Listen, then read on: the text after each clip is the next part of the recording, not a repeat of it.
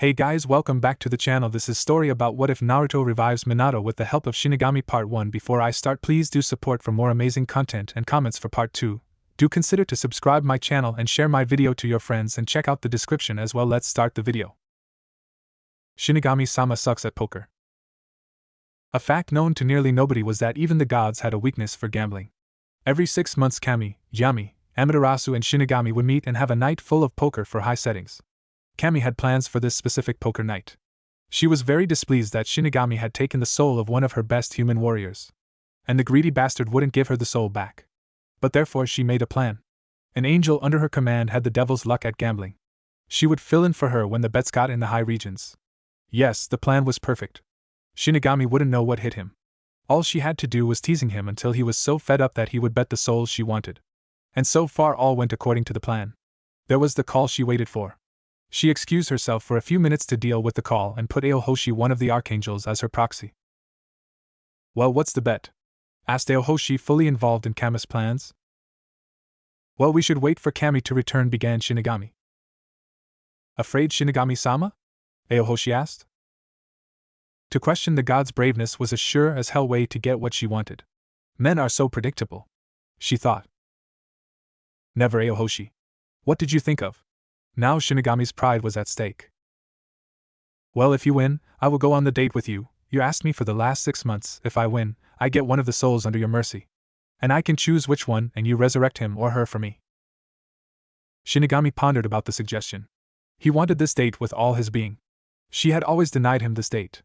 And she was one of the most beautiful women he ever saw. Long silky brown hair. Smaragd green eyes. A perfect hourglass figure with a nice C-cup breast. Oh yes, this would be so worth the bet. Okay, Aohoshi, I agree. Let's see who will win this game. Amaterasu and Yami decided this game would be solely between the two. Yami shuffled the cards and dealt each one 5 of them. Not a single emotion could be seen on either of the contestants' faces. 2 new cards, Shinigami said. Yami gave the requested cards. 1 new card please, said Aohoshi. She got her card. Well, this is all or nothing, Aohoshi, Shinigami said. Show. Confidently he showed his hand. 4 queens, a good hand. I'm sorry to disappoint you, but I win, she said with a bright smile. She laid her cards open. Straight flush from Jack of Diamonds down to 7 of Diamonds. No, that can't be true, wailed Shinigami, while Yami and Amaterasu chuckled. It was predictable. Nobody was able to beat Aohoshi's devil's luck at gambling. Kami returned at this moment. What did I miss? She asked innocently. I won a bet with Shinigami-sama, Kami-sama, and know he will give a soul under his command free and resurrect the person. And I know who to choose. I'm tired to just watch how these damned villagers treat the little boy I'm tasked to watch. I therefore ask for the resurrection of Minato Namikaze. He is probably the only one able to sufficiently protect his son, said Aohoshi. A bet is a bet, I will resurrect him, Aohoshi, Shinigami said. He held out his hand and a white light appeared. Slowly the light took form. A body became visible.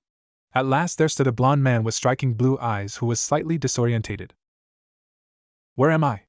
He asked. In heaven, but that won't last long. To make a long story short, Shinigami-sama sucks at poker and lost to me. Therefore he had to resurrect you. I will take you back to your village, Aohoshi explained. Will I be able to see my son again? Interrupted Minato. He is the main reason I did this. I bet to go on a date with Shinigami-sama if I lost, she smirked while saying this, seeing the pout at the face of the death god. He needs you. I have looked after him as his guardian angel for the last 3 years, since the sealing, but I can only do so much. I missed 3 years of his life? Minato asked. Kami and Aohoshi nodded. When can we go? He asked. Kami just snapped her fingers. Back in Konoha. A bright light engulfed Minato and Aohoshi. Moments later they stood in front of a large wooden gate Minato knew only too well. The entrance gates of Konoha, he mumbled. I'm really back. I can't wait to see Naruto again. Aohoshi smiled. Minato really loved his son, that was obvious. Where is he, Aohoshi? I want to see him as soon as possible, Minato said. He lives at the orphanage, Aohoshi said. Minato was confused. Surely one of his old friends would have taken his son in. I can guess your question. Nobody besides the Sandaime, Jiraiya and Tsunade knows about Naruto's heritage.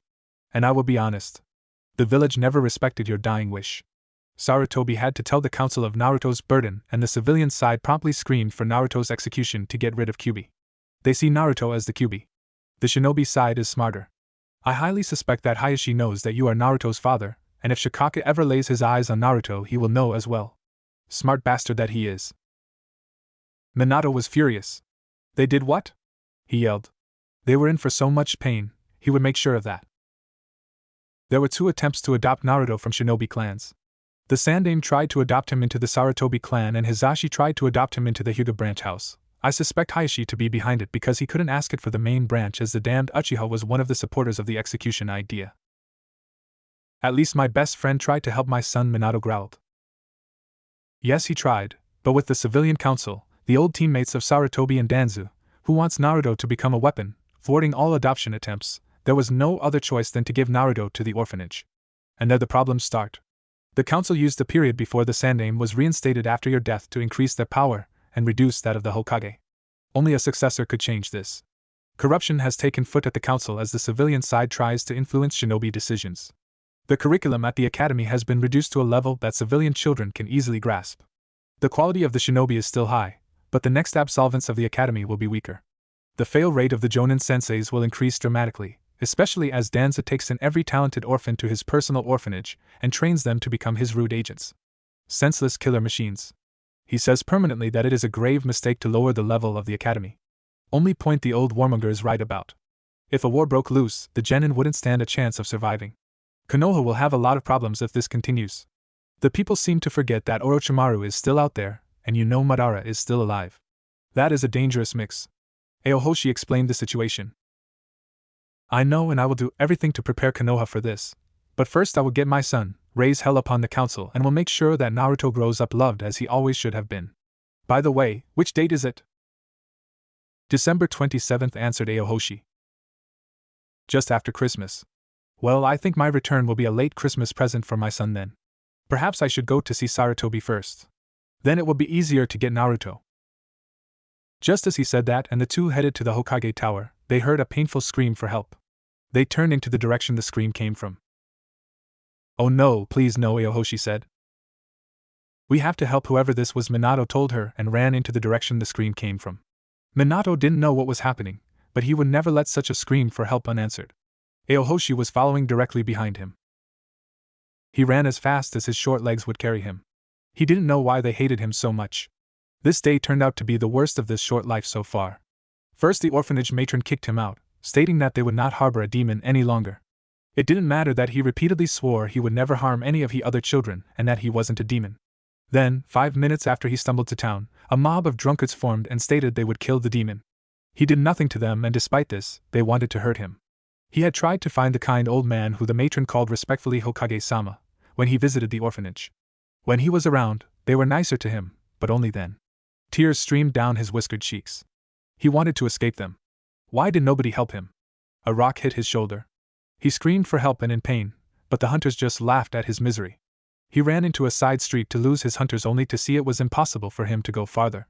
A huge fence separated him from the other side, and the only gate was closed with a heavy chain and a lock. Fearful, he saw the gleeful villagers come nearer. He whimpered in fear. Now we have you cornered, demon. We will finish what the Yondaime started 3 years ago. Sandaime-sama is a fool to allow you to live, one man said. They charged at the boy only to see a yellow flash appear, and then the boy was gone. What was that? Another man asked, enraged. Another yellow flash appeared next to a 3-pronged kunai they just now saw. You will die, the man that came with the yellow flash said. For the villagers it was as if they saw a ghost. A very angry and scary ghost with hard, cold blue eyes and spiky blonde hair. Nobody will hurt my son, the man said. Faster than anybody could see, the 20 hunters fell to the ground, kunai embedded in their corpses.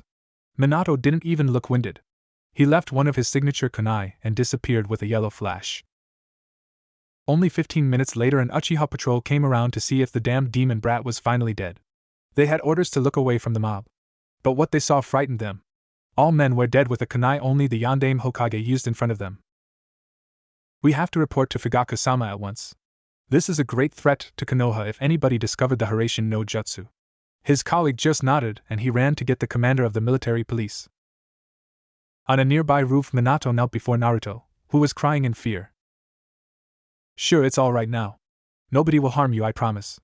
I will protect you, Naruto, Minato said with a calming voice, inertly shaking with fury. Please don't hurt me, begged Naruto, frightened. Minato did the only thing he could think of right now and hugged his little son. He whispered soothing word into the sobbing child's ears. I won't hurt you. Never could I hurt you, Naruto. I will protect you. Don't be afraid anymore. Naruto clung to Minato's Jonin vest and sobbed hard and let go of his emotions. Minato held him and gently rubbed his back. It took Minato nearly 15 minutes to calm Naruto so much that he looked at him. Will you really protect me? Don't you hate me like all the others? Naruto asked desperately. Minato saw mixed feelings in the toddler's eyes. Sorrow, fear, and hope. Yes, I will protect you, I promise, and I never break my promises. And I don't hate you, I love you very much, Naruto. I was on my way to the Hokage Tower when I heard your scream. I wanted to ask the Hokage to let me get you out of the orphanage. I want you to live with me. Really? You wanted to adopt me? Nobody wants that. They said I don't deserve a family. New tears built in his eyes. Minato swore to himself that he would torture the caretakers at the orphanage for this. How could they tell a child, his son, that he doesn't deserve a family? By the way, why wasn't Naruto at the orphanage? It was late, he should be in bed, he was just 3 years old. Naruto, why are you not at the orphanage? Minato asked. Naruto looked at his feet. The matron kicked me out and said they wouldn't harbor a demon any longer. But I don't know what that means. Minato hugged Naruto again. Oh yes, there would be consequences. Nobody did this to his son and got away. He was a peaceful man, but he was also a father. There is no need for me to adopt you, because you are my son, Naruto. I'm so sorry that I was forced to leave you alone the past years, but now, we will be a family again. You are my daddy? Naruto asked weak. His voice trembled as he didn't dare to believe it. Yes, I am. Minato smiled at him. Naruto saw this smile and threw his arms around Minato's neck. Daddy, he yelled, and this time tears of happiness came from his eyes. It's okay, my son, I won't let you alone again, he whispered in Naruto's ear. On a neighbored roof, Aohoshi looked pleased at the reunited family. Her job was done, and she could leave them to return to Kami to give her report. Meeting at the tower. The Sandaime Hokage sat in his office tired from the day's business with the new treaty with Kyumogakure. The ambassador of Kyumo had arrived today, and the meetings had been going on for hours. Now he just wanted to go home and rest. But fate seemed to hate him. From the ground floor of the Hokage Tower, a massive killing intent aroused. Immediately the Hokage shined from his office to see what was happening. Minato was pissed, and he showed it. It was late, yes, but the behavior of the secretary at the entrance of the tower was not tolerable. The moment she saw Naruto, she began screaming on the top of her lungs that that beast should leave immediately. Minato knew at once that she was a Haruno. Only they were able to turn their voices in such a devastating screech. Also, the pink hair was a dead giveaway. He had used a Henge no Jutsu to mask him. He didn't want to reveal his identity to anyone except Sarutobi at the moment. His features resembled those of his late student Obito Uchiha. Black spiky hair and black eyes, but his face was formed like that of a ninja he killed in the war with IWA. Nobody would make a connection. He wore simple clothes. Black pants and a long-sleeved black shirt with a dark green vest. Like his old shinobi clothes but civilian style. Naruto hid behind the legs of his father while covering his ears with his hands. This lady was scary. He wanted her to stop screaming, it hurt his ears. Then he felt a big wave of anger erupt from his father, and it was going against the scary lady. Only moments later the woman was pinned against the wall by his father, and he was more than angry. If you ever dare to treat Naruto like this again, you can be sure I will know, and then you won't get away with a simple warning. I won't stand this treatment any longer. Now get me the Hokage. I have some business to clear with him. Minato's voice was icy. And what business would that be, stranger? They heard a voice behind them. Gigi, Naruto called happily. Naruto? What do you do here? I thought you would be at the orphanage. It's late. That is part of the reason I'm here with him. Could we please talk in private, Hokage-sama? I don't want to reveal everything to these traitors. He sent a glare at the woman. Why do you call the people here traitors? The Hokage inquired. Yes, why? Minato asked sarcastically. Perhaps because they never even thought about fulfilling the dying wish of the Yellow Flash. Minato could feel some of the ninjas shuffling their feet uncomfortably. Just this moment 2 figures stormed into the tower. One Minato recognized at once. How could he forget his student Kakashi Hatake? The other was one of the Uchiha clan. Hokage-sama, Kakashi shouted in slight panic. Naruto, he stopped his sentence as he spotted Naruto hiding behind the legs of a foreign man. He can come with us, Hokage-sama. I don't mind him to listen to what I have to tell you. He seems to care for Naruto, Minato stated. Well, alright. Roharo, what do you want? The Sandaime asked the Uchiha. We found a group of 20 dead people in an alley. We have already started an investigation, but Fugaku-sama told me to report to you that he thinks that a shinobi was involved in the incident. The Hokage was worried. I want a complete report when the investigation is finished. Hi, Hokage-sama, Roharo answered and vanished via Shunshin. Follow me to my office, we have a lot to discuss, it seems, the Sandaime said to Minato. He nodded and lifted Naruto from the ground into his arms. The Sandaime saw how comfortable Naruto was with this man, and it made him uneasy. He had clouded Naruto's heritage and missed to protect him from Minato's enemies. Could this man have found out? Did he want the power of Kyuubi? A few minutes later they sat in Sarutobi's office. Before I begin, send your Anbus away and activate the privacy seals in this room, please, Minato said. Sarutobi was now extremely cautious. How did this man know about the Anbus? But he obliged.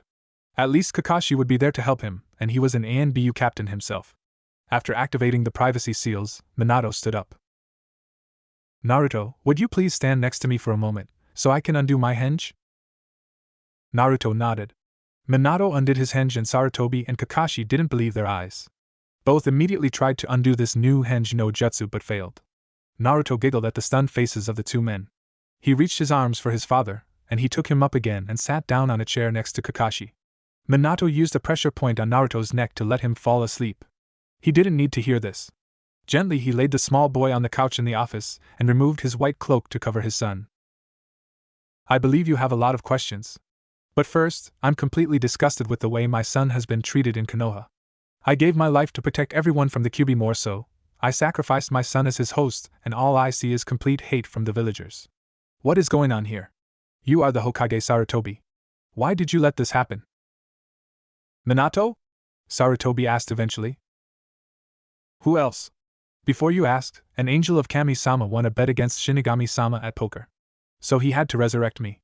This angel was Naruto's guardian angel these last 3 years, and she couldn't stand Naruto's treatment any longer. I found him on the streets where a mob chased him. Those are the same men the Uchihas found dead. I killed them for what they wanted to do to Naruto. By the way, the Uchiha patrols I passed when I rushed to help Naruto did nothing besides they heard his scream for help. Sarutobi sighed. It was getting worse. There were tensions with the Uchiha clan for some time now. But that they would stand by and do nothing when a child needed help, that was unforgivable. He was so tired of this job. Next thing I find out is that the orphanage kicked my 3-year-old son out, it's winter for Kama's sake, and told him things like he was a demon and wasn't worth to have a family. I just hope he don't have future problems because of this. But I will take him home with me and teach him personally. I know of the corruption of the council, and you can be assured that I will raise hell upon them. Aohoshi, the angel I mentioned, told me that you and Hizashi Hyuga tried to adopt Naruto, but the civilian council, Fugaku team, with your advisors and Danza stopped you. That, by the way, is the only reason I don't yell at you. I know, Minato, and I understand you. I tried everything I could think of. I made it law that nobody was allowed to speak of Naruto being the Jinchuriki of Kyuubi so that he has a chance to make friends with kids his age. The problem is somebody blabbed and the secret got out to the villagers. The culprit was executed, but the damage was done. I told the whole village of my law. Nobody speaks about it, but the parents take their kids away. I was limited to send Kakashi and Tenzo to look after Naruto because the council has no insight on ANBU missions. Those two are the only ones I can trust blindly to watch over Naruto. I hope things would get better once he enters the ninja academy. As you're in Kushina's son, he surely has inherited your talents, Sarutobi explained. After what I saw today, I'm not so sure. I am rather convinced that a lot of the teachers would try to sabotage his education. And you can't send ANBUs to teach him, that would be too obvious. But I have a few plans for myself to solve this problem. If by any chance you will be confronted with the deaths of a few corrupt counselors, don't think too bad of me, they had it coming. What some of them are doing is bordering treason. I will collect proofs and then execute my verdict. The best way would be to openly announce their crimes to the public. That will humiliate them additionally. By the way, who is in charge of the T&I department? Inoichi Yamanaka, but he is training Ibiki Marino to take over in a few years, the Sandaime answered. Minato got a devious smile. Ibiki? That will be fun. I remember the kid, a sadist like no other. I'm sure I can convince Inoichi and Ibiki to help me collect proofs. Now Kakashi, who had been stupefied by Minato's return, spoke. His mind had to proceed that his sensei was alive again, and that Naruto was his son. He had honored Minato's dying wish that Naruto should be seen as a hero for imprisoning Kyuubi, but that information about the blonde ball of sunshine was new to him. Sensei, what will you do because of Danzu and his route in BU? He was ordered to stop it, but we all know that he continues it. He will be an invaluable ally. Other than the civilian council, he really wants Konoha to become stronger. Just his ways of reaching this goal are wrong. Totally twisted. If you can't beat your enemies, ally yourself with them. Howl with the wolves, but louder. I will contact him as soon as Naruto is safe in my mansion. I'm sure he will see my point of view. After all, I am one of the strongest shinobi alive for a reason. If I offer him to cooperate to increase Konoha's strength, he will be hardly tempted to take the offer. Next to the fact that the children in his orphanage have to be taught the way of the will of fire, Minato thought. Sarutobi and Kakashi gave their best imitations of a fish as Minato told them his plans to ally himself with Danzo. How could he think he would be able to convince the man of his opinion? I'm not crazy if you think. Danzo has connections that will become very useful. And there are enemies out there we need to be strong to encounter. Orochimaru and Madara Uchiha at the top of the list. Wait, Minato, Madara is still alive? Sarutobi asked. Yes, he was behind the Kyuubi attack. He was afraid of me and wanted to get rid of me. The prospect of destroying Konoha during this was just a bonus to him. Man, will he be furious when everybody finds out about my resurrection. Minato grinned evilly. I see, Sarutobi said. By the way, do you want to retake your position as Hokage? I'm way too old for this and the paperwork is going to kill me one day. Oh come on, don't tell me that you still didn't figure out how to handle this little problem, Minato said unbelievingly. You know how to deal with it without going crazy? Sarutobi asked hopefully. Of course I know. Did you think I wanted to spend my life with doing hellish paperwork day in day out? Kushina would have crucified me if I didn't spend an appropriate amount of time with her. Especially during her mood swings when she was pregnant with Naruto. Minato shuddered at the thought. I only went to the important meetings myself. The rest handled shadow clones. Neat little invention, I must say. Sarutobi's reaction was interesting to say the least. He began banging his head on the desk and murmuring stupid, stupid, stupid all over. Minato chuckled at the sight. Kakashi looked sheepish. For your question. Yes, I will retake the position, even if the majority of Konoha doesn't deserve it. But I figure that in this position I will be able to protect Naruto best. But not immediately. I need some time and I have to plan how to make the takeover so that the council will regret how they made my son's life miserable. Sarutobi and Kakashi knew for sure that there would be deaths. Nobody in his right mind angered the Yellow Flash and got away unharmed. And he wasn't just angry, he was furious. An international incident. Minato exited the tower after 2 hours of discussion with the Sandaime. Naruto was still asleep in his arms. A black hooded cloak, courtesy of Kakashi, who was more than happy to have his sensei back, hid Naruto's blonde hair. His face wasn't visible to anybody. His henge in place again, Minato walked through the night. His destination was the Namikaze mansion he had inherited from his grandfather, who raised him after his father died on a mission when Minato was 2 years old. His grandfather and his wife were also the first Namikazes to come to Konoha. They weren't a clan, just a family, where the ninja business had tradition. Only after him becoming Hokage that had been changed, as every family that produced a Hokage was given clan status and a council seat by law of the Shodaime Hokage. All the others had to have a certain number of members and abilities to gain clan status. Approaching the wealthier part of the village, Minato's senses worked intensely. It would be a problem if he was seen entering his mansion, as the villagers weren't to be told about him for some time. Naruto slept peacefully in his arms. Minato smiled seeing his child's relaxed face. He would ensure that Naruto's life would turn for the better. And if necessary, he would kill to ensure this. As he was about to pass the Hyuga compound, he saw a person climb over the wall. Seemingly it was a thief. But how could a thief enter the Hyuga compound undetected? And what did he steal? Minato merged with the shadows and produced a shadow clone to look after Naruto while he would stop the thief. Hayashi Hyuga was his best friend after all, and it wouldn't be good for their friendship if he let a thief escape. He could have stolen delicate information.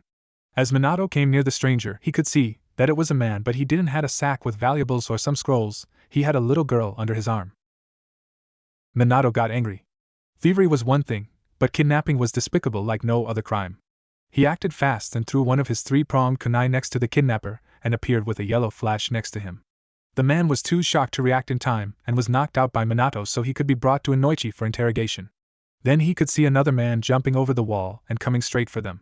Minato quickly took his kunai and put it into his pouch. He was surprised to see Hayashi being the man that approached him and his prisoner. Hayashi looked at the scene.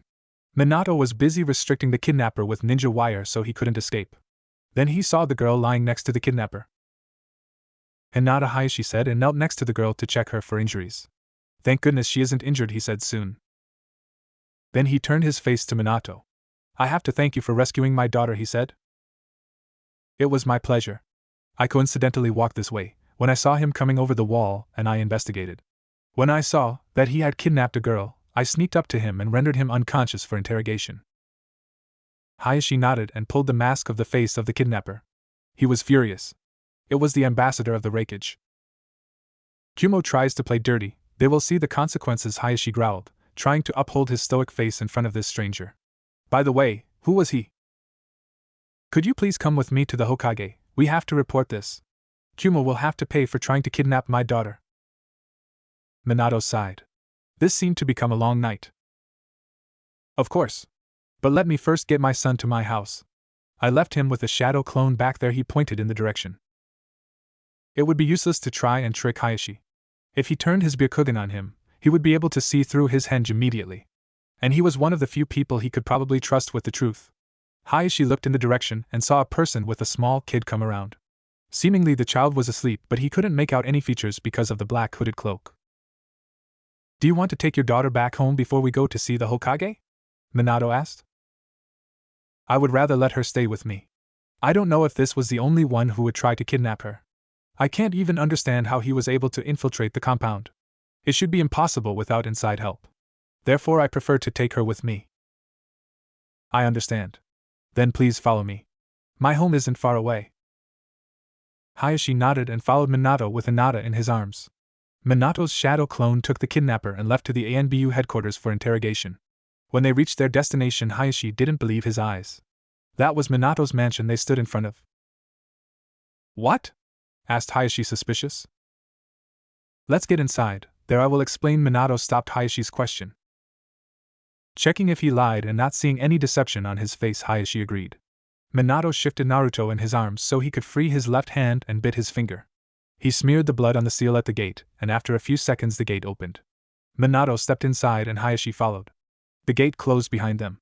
At the front door of the house, Minato repeated the process and opened the house. He took a look around. It had paid off to put self-cleaning seals all over the place. He had been too busy to keep the house clean, and Kushina had hated this kind of work. He was a little sad at the thought of his late wife, but he would be strong for their son. He had been given a second chance, he would use it. He entered the living room. Yuendi motioned Hayashi to take a seat at the couch. He sat and locked his eyes on Minato, who laid Naruto on another couch, took away the cloak and put a blanket over his son. Okay, I think you want to know how I can enter the Namikaze mansion, right? He asked. Indeed, Hayashi responded.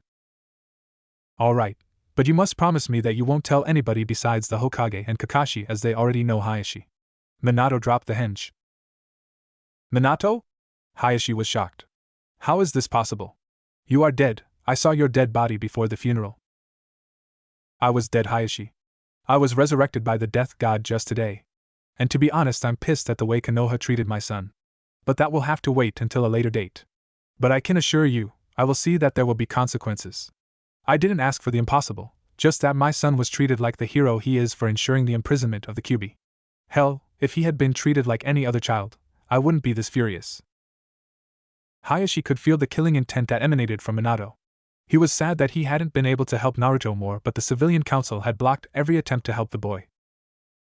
I know that you tried to adopt Naruto in the Hyuga clan through your brother, and I'm grateful for this. You can be sure there will be some very interesting meetings with the council in a few days. I just need to collect some proof. Minato grinned evilly. I'm looking forward to it. Those fools meddled enough with the affairs of the ninjas in this village. Hayashi couldn't utter that snicker. He had his best friend back and things would be very interesting in the near future. What about Danzo? Hayashi asked, knowing that the leader of Root would be the biggest problem. I plan to turn him into my ally. I know one thing for sure, He is absolutely loyal to Konoha and wants the village to be strong, the strongest amongst the great nations.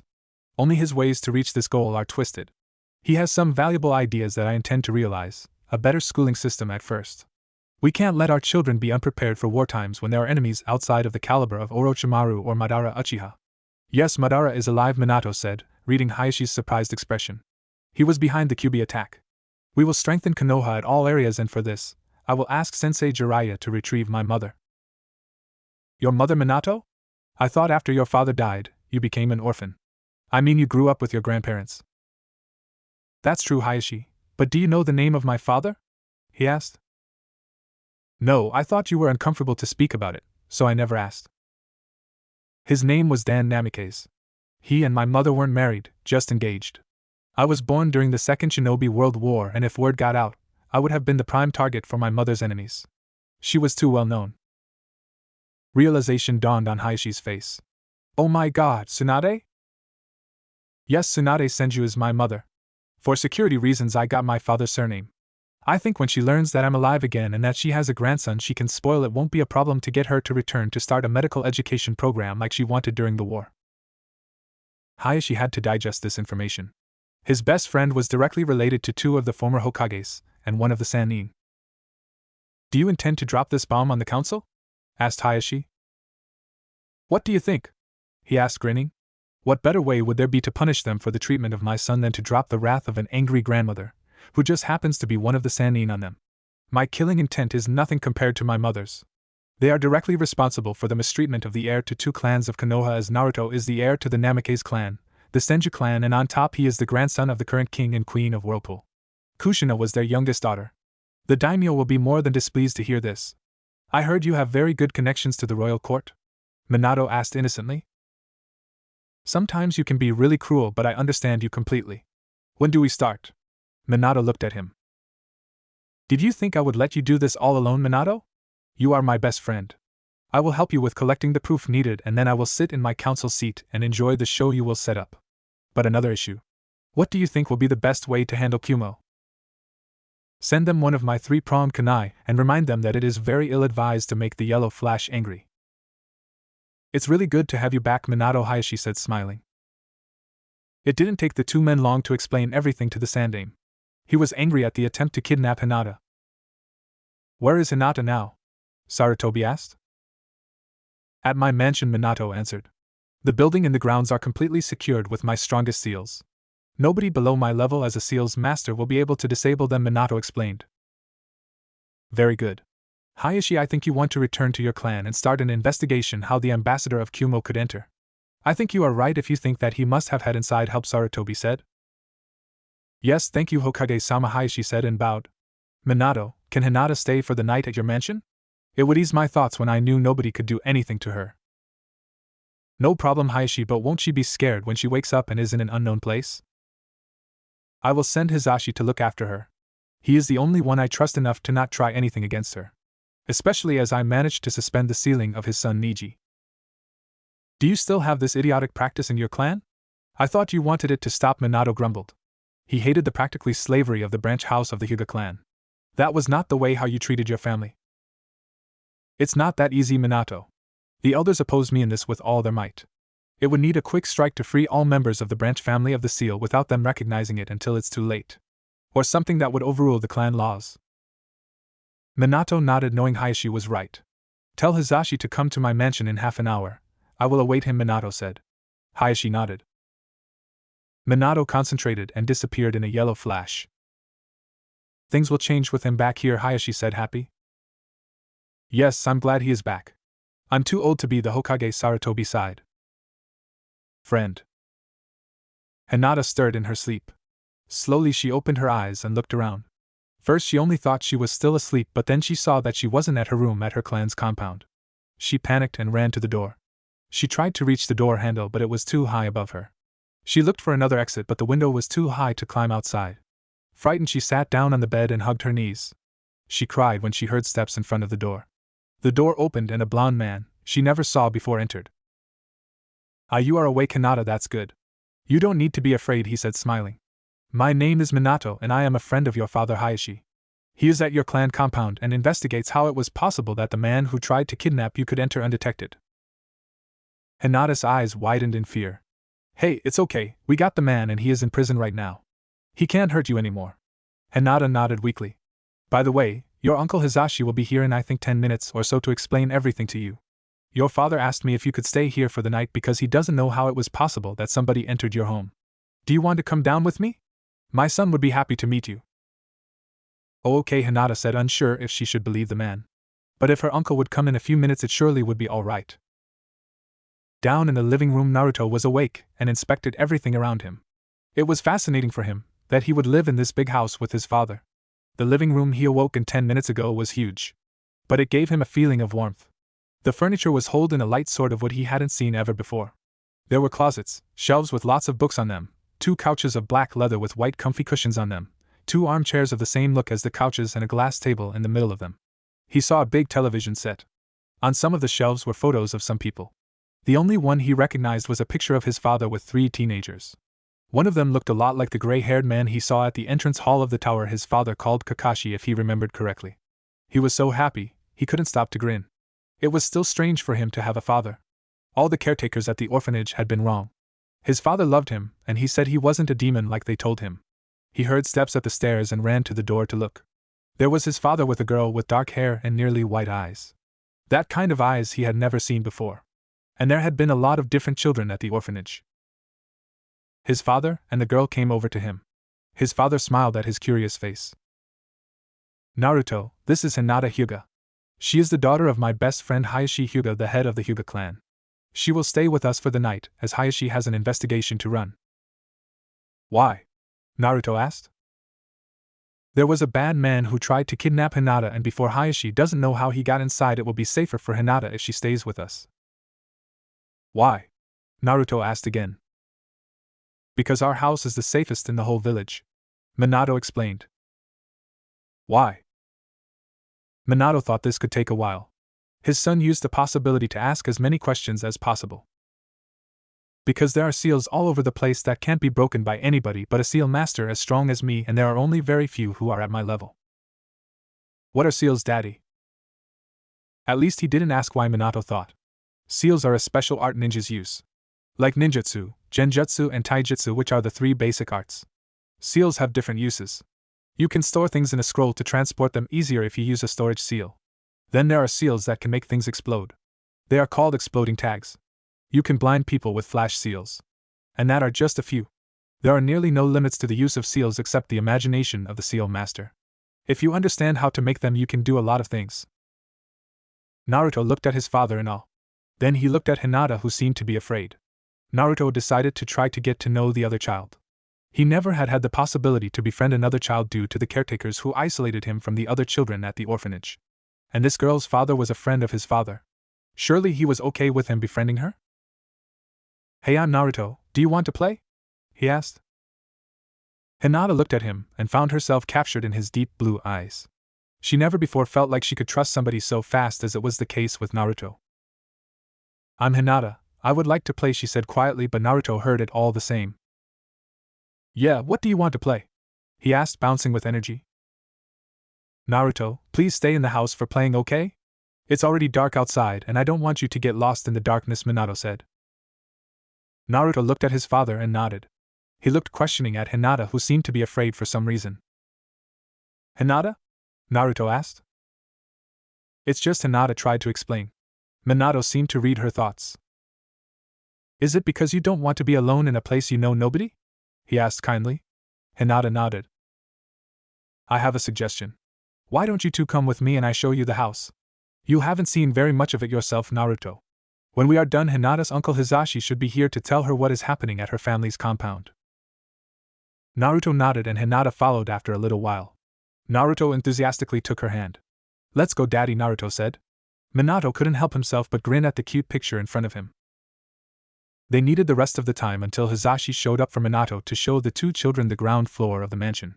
It consisted of the living room, a storage room for kitchen supplies, a bathroom, the training dojo, a meditation room, and the kitchen, which was as big as the one in the orphanage, which was built so they could cook for nearly 200 children. Naruto asked his father why the kitchen was so big. Well, Naruto, While the Namikaze hadn't been a clan until a few years ago, we always had a lot of people who did business with us due to our natural talents with seals. It's a family tradition to learn about them. So there often were large groups of people who came over for dinner. That and my grandmother always loved to invite lots of friends for parties. She was a great cook. Naruto nodded. Daddy, are there more Namikazes? Naruto asked him. Yes, Naruto, but only one. We three are the last of the Namikaze. But we have a few other relatives. Naruto looked interested. Why did they never show up? He asked finally with his head down. Hinata looked at Naruto, not knowing why he seemed to be so sad. Naruto? She asked carefully. Why are you sad? It's just that I have been alone for as long as I know, Naruto said, whispering. Minato knelt down before him and hugged him.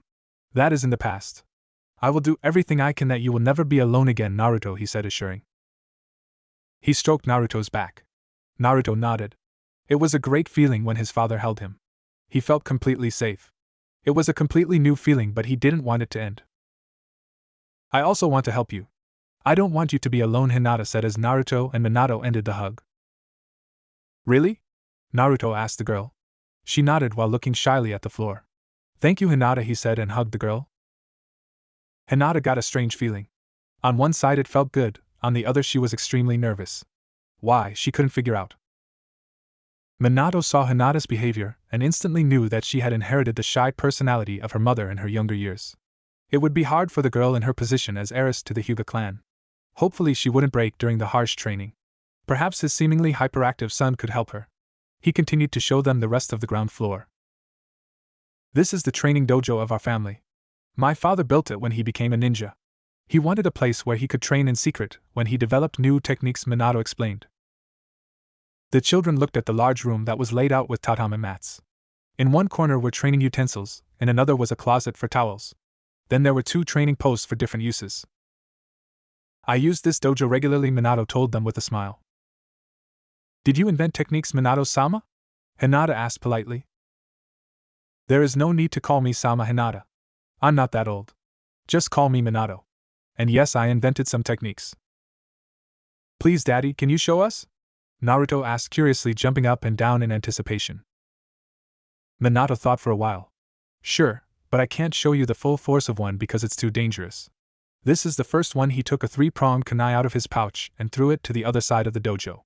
In a flash of yellow he disappeared and reappeared next to his kunai. This is my Hiraishin no Jutsu, he explained. It allows me to travel to the kunai I threw in the blink of an eye. It was this jutsu that got me my nickname, the Yellow Flash of Konoha. Hinata seemed to remember something. Her eyes grew wide. Minato, are you the Yandame Hokage? She asked. Minato scratched the back of his head while grinning. Yes, I am.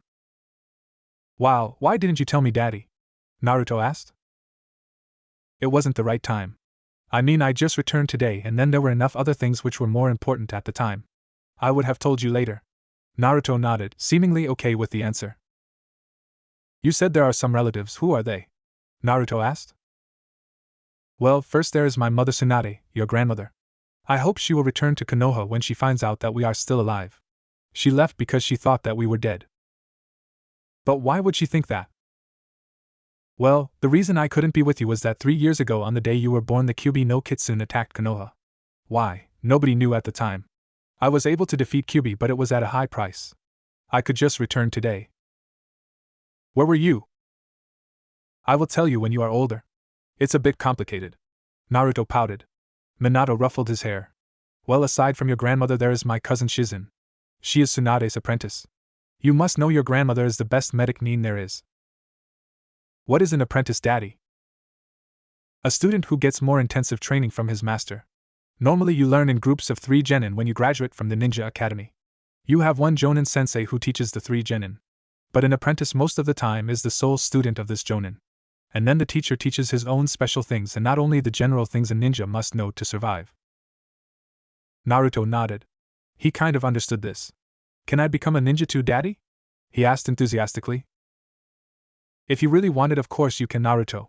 You come from a family who had many exceptional ninjas. I'm sure you have talent, Minato said kindly. Naruto's smile could have illuminated the night. Hinata, will you become a ninja too? Naruto asked then. Well, I think yes. My family members are almost all ninja. That would be great, then we can learn to be ninjas together. A small red tint was recognizable on Hinata's cheeks. She nodded and smiled. Naruto thought she was cute with this smile. Then Naruto remembered something. Hinata, do you know any games to play in the house? No, not really. There are not many children my age in the Hyuga clan, just my cousin, and he is a year older, and I just met him today. I never really had somebody to play with. She seemed to be disappointed. Naruto could understand the look. While he had lived with lots of children, he never was allowed to play with them. Then we can play together from now on, and perhaps we can make our own games. I only know some for outside which I could see when the other kids in the orphanage played. Do you want? Hinata looked at him and saw he was unsure. She just nodded. It would be nice to have somebody to play with, and Naruto seemed to be a nice boy. When she nodded, Minato could see that a great weight fell from Naruto. He knew his son wanted a friend more than anything else. And aside from his own friends' children, it would be hard to find some with all the prejudices the villagers held. This moment the doorbell rang. I think this is your Uncle Hinata. Let's go and welcome him. The children nodded. All three went to the entrance hall to greet Hizashi. Hizashi was in a kind of stupor. His brother had taken him aside when he came home from the Hokage, and told him he needed him for a special job. Hinata had been kidnapped, and was now at the mansion of a friend because he didn't know who he could trust in the clan until he was off a thorough investigation. To ensure that Hinata wasn't totally frightened because she doesn't know his friend, he should look after her. But what Hizashi didn't expect was the fact that he stood now in front of the Namake's mansion. The last Namake's was dead for 3 years. Well, or that was what the public knew. His son was just 3 years old, and lived under a different name to protect him from his father's enemies. Damned civilian part of the council. If it hadn't been for them, Naruto would have a happier life. He could grow up with his son Niji and his niece Hinata. Why did Hayashi send him to Minato's mansion? Well, he would see. He rang the doorbell and waited. Soon he saw 3 figures approach the gate. One was an adult, 2 were children. He suspected one had to be Hinata. When the gate opened, Hizashi was shocked. He never thought he would see this face again. Come in and hurry. I will explain inside, Minato said quietly. Hizashi nodded and the 3 went back inside the house. When they sat in the living room, Minato explained again to Hizashi what had happened while Naruto and Hinata played with a ball in the training dojo. So that's the story. I'm alive because Shinigami-sama sucks at poker. I don't know who has the worst luck, him or my mother, he said, laughing. I understand, but it is a lot to take in. That's for sure. By the way, as we have some time to kill until Hayashi is finished with the investigation, can you tell me some of the important things that happened in Konoha the last 3 years? Of course, Minato. Well, to start it, the council forced some changes in the command. They seem to think that they can overrule the Hokage and make him a figurehead. As the Sandaime is old, he just tries to keep the peace between opposing groups. He clearly wants to pass the responsibility for the village to someone younger. But without you there were no suitable candidates. But that leads to more problems as they use his softness for their benefit. Corruption is growing, and that is never a good thing. Danzo tried to reason with the Sandaime that we can't afford to lose strength, especially after the losses of the Kyuubi attack. But it was not successful. Due to this, I think he intensified to build up his root unit. He opened his own orphanage where the children are trained to be ninjas. The only problem is he is overdoing it. Yes, I know. I will talk with him soon. If I can manage to reason with him, he can become an invaluable ally. I know that it can be lethal to show emotions at the battlefield, but in private you are doomed without them. You need a balance between the two. Hizashi nodded. The competition between the Hyuga and the Uchiha has reached new heights. The Uchiha bastards think that due to their eyes they are unbeatable. This is infused by their newest prodigy Itachi. He is just 11 and already Chunin on the best way to Jonin. His Sharingan is fully developed, but I think he is a pleasant exception to the normally high-headed Uchiha. He actually worked for his abilities. That is the reason why the ANBU has their eyes on him. How do you know Hizashi? Well, if you weren't Hokage I weren't able to tell you, but I am ANBU captain myself. Hayashi covers me. The elders of the clan don't know or they would throw a fit, he chuckled. Damn those bastards. They should be proud to have an ANBU captain in the clan. It's an honor. If I was a main house member possibly, but I am the head of the branch house, so I can't be better than the main house, or so they think. The 2 children chose this moment to turn up. They seemed to be tired. Finished with playing? Minato asked kindly. Naruto nodded and yawned. Hinata and I are hungry and thirsty, Daddy, Naruto told him. Then let's go to the kitchen and get you 2 something. I hope there are some rests that haven't expired yet. Welty will be right. Minato took Naruto up into his arms and Hisashi took Hinata. After a while the two sat at the floor of the living room eating some quickly cooked noodles and drinking tea. Minato made a mental note to go shopping the next day. He needed groceries and he had to buy some clothes for Naruto. The ones that were in his room were meant for an infant, not a toddler. When the children finished, the two adults took them upstairs to the second floor where the room Hinata stayed before and Naruto's room were. After a quick visit to the bathroom where Minato added a toothbrush and toothpaste to his to-buy list, he and Hisashi tucked the children in bed and left them there to sleep. Naruto was too tired to really take in the look of his room. That would be a thing he would do tomorrow. He was asleep after a few minutes with a smile on his face. This day, which started as the worst of his life, had turned out to be the best. His father came back. He had a new home and made a friend with Hinata. Minato smiled happy at his son's sleeping form and closed the door quietly. An ally. In his secret office, Danzo pondered over his future plans. Sarutobi was making a mistake to let the civilians take so much control over ninja business. He was once a great warrior and Danzo respected his old rival for that. He had a lot of his strength left, but his will was wavering. It had been the right decision to step down and let a younger candidate take over. While he would have preferred Orochimaru for his hardliner view of things, it was impossible to overlook his experiments on citizens of Konoha. It was foolish to weaken the village like that, even if some of the experiments might have been successful. That fool should have used criminals instead. Then he would have continued to support him. Minato Namikaze was not his favorite, but he couldn't deny that the man was strong. Better, he was feared in their enemies' countries. Nobody in their right mind would have dared to oppose the Yellow Flash. And when necessary, he would kill without hesitation. Yes, he had been able to arrange himself with the Yondaime Hokage. But the actual situation was a problem. He wanted Konoha to become strong again after the Kyuubi attack. They had lost too much. A lot of their best shinobi, and on top Namikaze himself. With him fell their best enemy, Repellent. It was just luck that Kumo and IWA were weakened from the war and not able to capitalize the weakness of Konoha. Kiri was undergoing the bloodline purge and Suna was their ally. For the moment, everything was under control. But he had a feeling that the Raikage had plans that went over a truce when he sent his ambassador to Konoha. Thinking that he wouldn't figure it out in the office, he stood up to return to his home. Minato's shadow clone was positioned at the periphery of Danzo's home. He wanted to contact the man when nobody would see it, and the best option was at night when he returned from whatever he was doing. He had waited for 3 hours already when the man arrived. When he came in a distance of 30 yards, he stopped. "Come out, whoever you are," Danzo said calmly. "I will if you send your 3 dogs at a distance of 100 yards away. They can see you but won't be able to listen to us. I have a proposition for you," Danzo, Minato's shadow clone answered. Danzo thought about it. The distance wasn't enough to be a threat to him. The little time until his men would need to cross it won't be enough to kill him.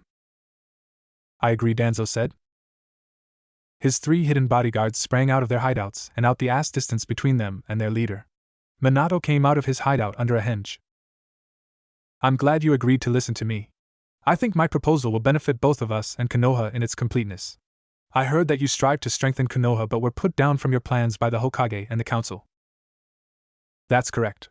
I think it is a grave mistake to not prepare our young ninja for the real world outside the safety of the village, especially after the Kyuubi attack ripped huge holes in our numbers.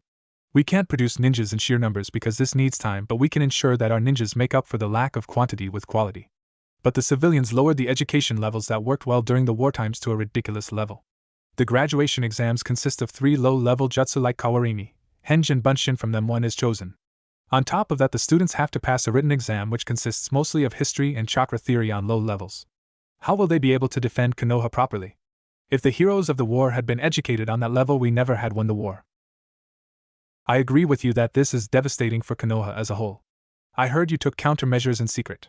What I want to propose is to take your actions to the public and make your retired root agents teachers at the academy.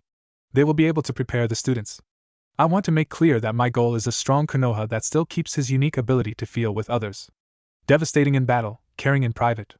That will give the customers a good opinion and our enemies will think twice before they even think about an attack. That all sounds good, but how will you realize this? The civilian council will throw a fit, and as they use the time between the death of the Yondaime and the reinstatement of the Sandaime to raise their powers, it will be impossible, especially as Sarutobi don't want to argue with them. He lost his will to be a strong leader. He is still a capable shinobi, but the time he spent as Hokage drained his energy. He isn't even able to protect the boy that could be the greatest asset to our forces if trained correctly. You mean Naruto Uzumaki, right? Yes. I'm sure you know why I can't speak open about his condition, but it will become a danger to Konoha if he isn't trained to control his given powers.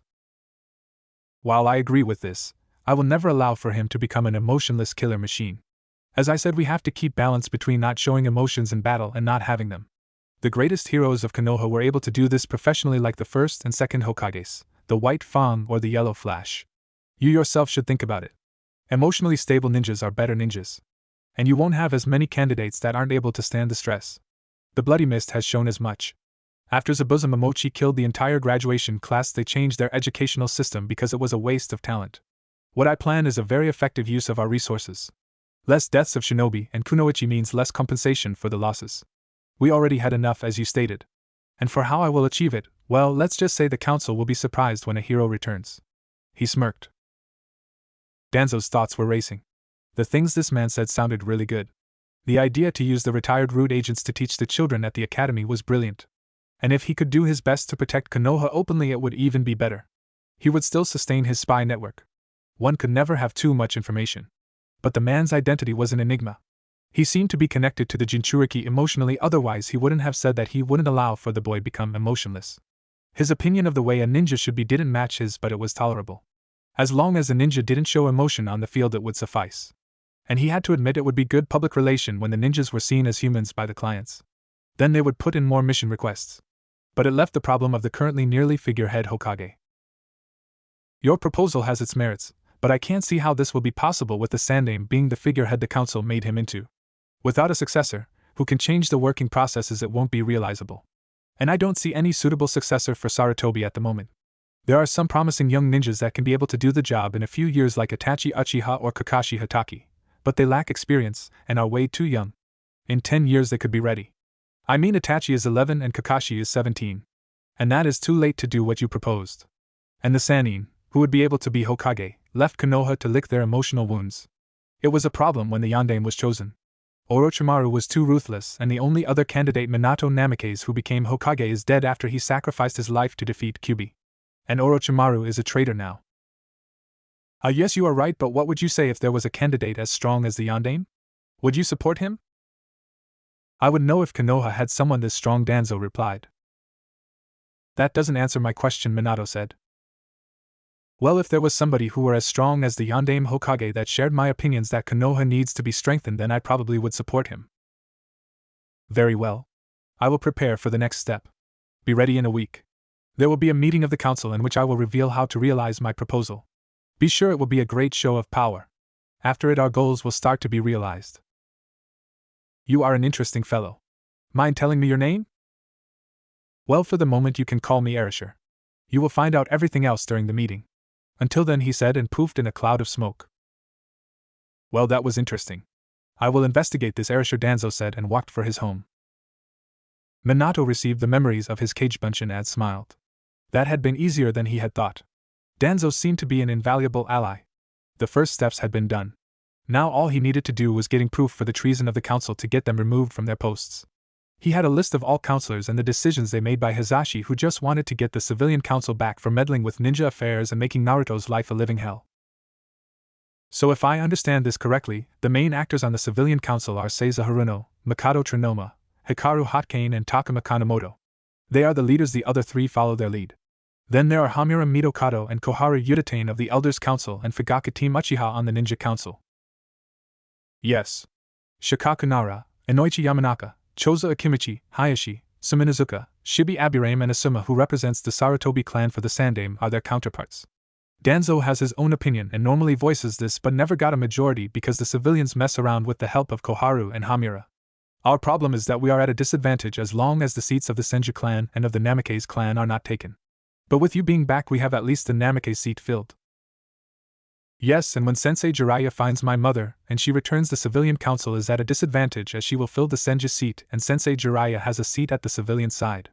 Then the shinobi side has more votes, Danzo's vote included. Even if the Gaku team votes against us. And when it will be revealed that I'm not only a Namikaze but also a Senju, I can represent both clans if it should be necessary. But my next move will be infiltrating the houses of the counselors and collecting proof. How will you do this? Well, toads are very good spies. Once inside, they can find a lot of information. Especially when they have enough time. And I intend to produce a fantastic distraction tomorrow. What have you planned, Minato? Well, let's just say it would be unwise to go near the shopping district at noon. Shopping, cat, and punishment. Early the next morning, Minato waked Naruto. He was still sleepy as he had been up long the last evening. Hey, good morning, sleepyhead, Minato greeted, smiling. Naruto asked. Then he suddenly panicked. No, I didn't oversleep, please don't punish me, he said, holding his hands over his head. Minato flinched and put his hand gently on Naruto's back. You don't have to be afraid, Naruto. I won't punish you for oversleeping.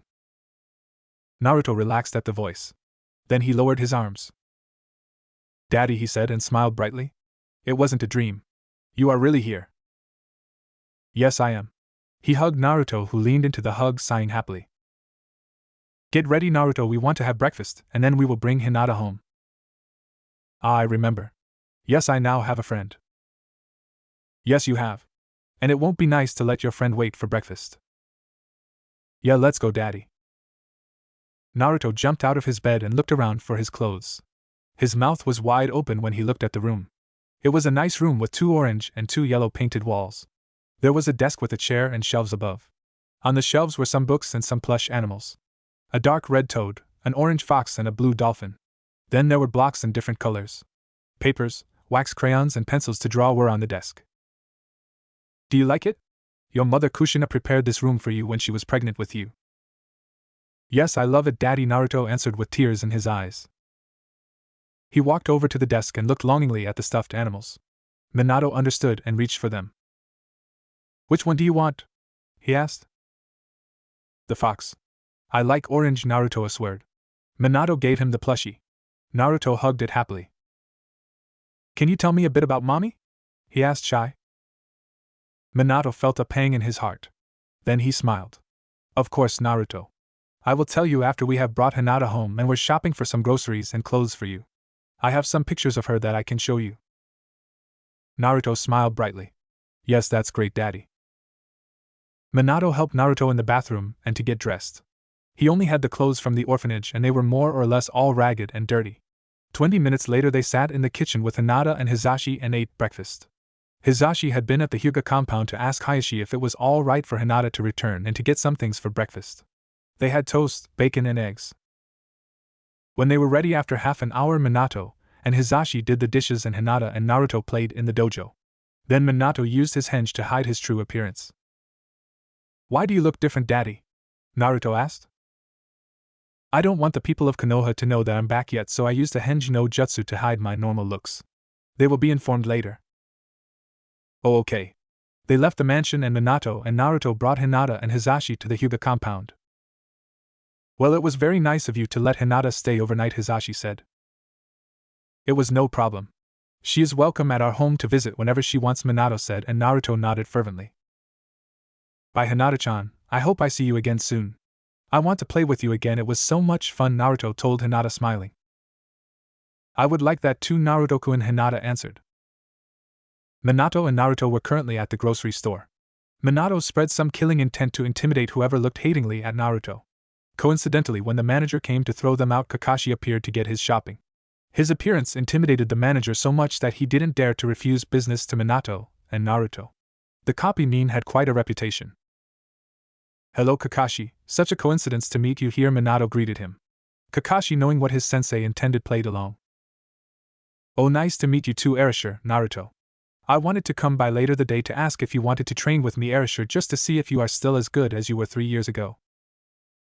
I would like that, Kakashi. But remember last time we sparred I clearly defeated you. I got some more experience, and have some new jutsus you don't know. It will be an interesting match. Well, I look forward to it. Naruto pulled his father's trousers. Daddy, who is this man? He asked. Yes, you haven't met him yet, Minato answered.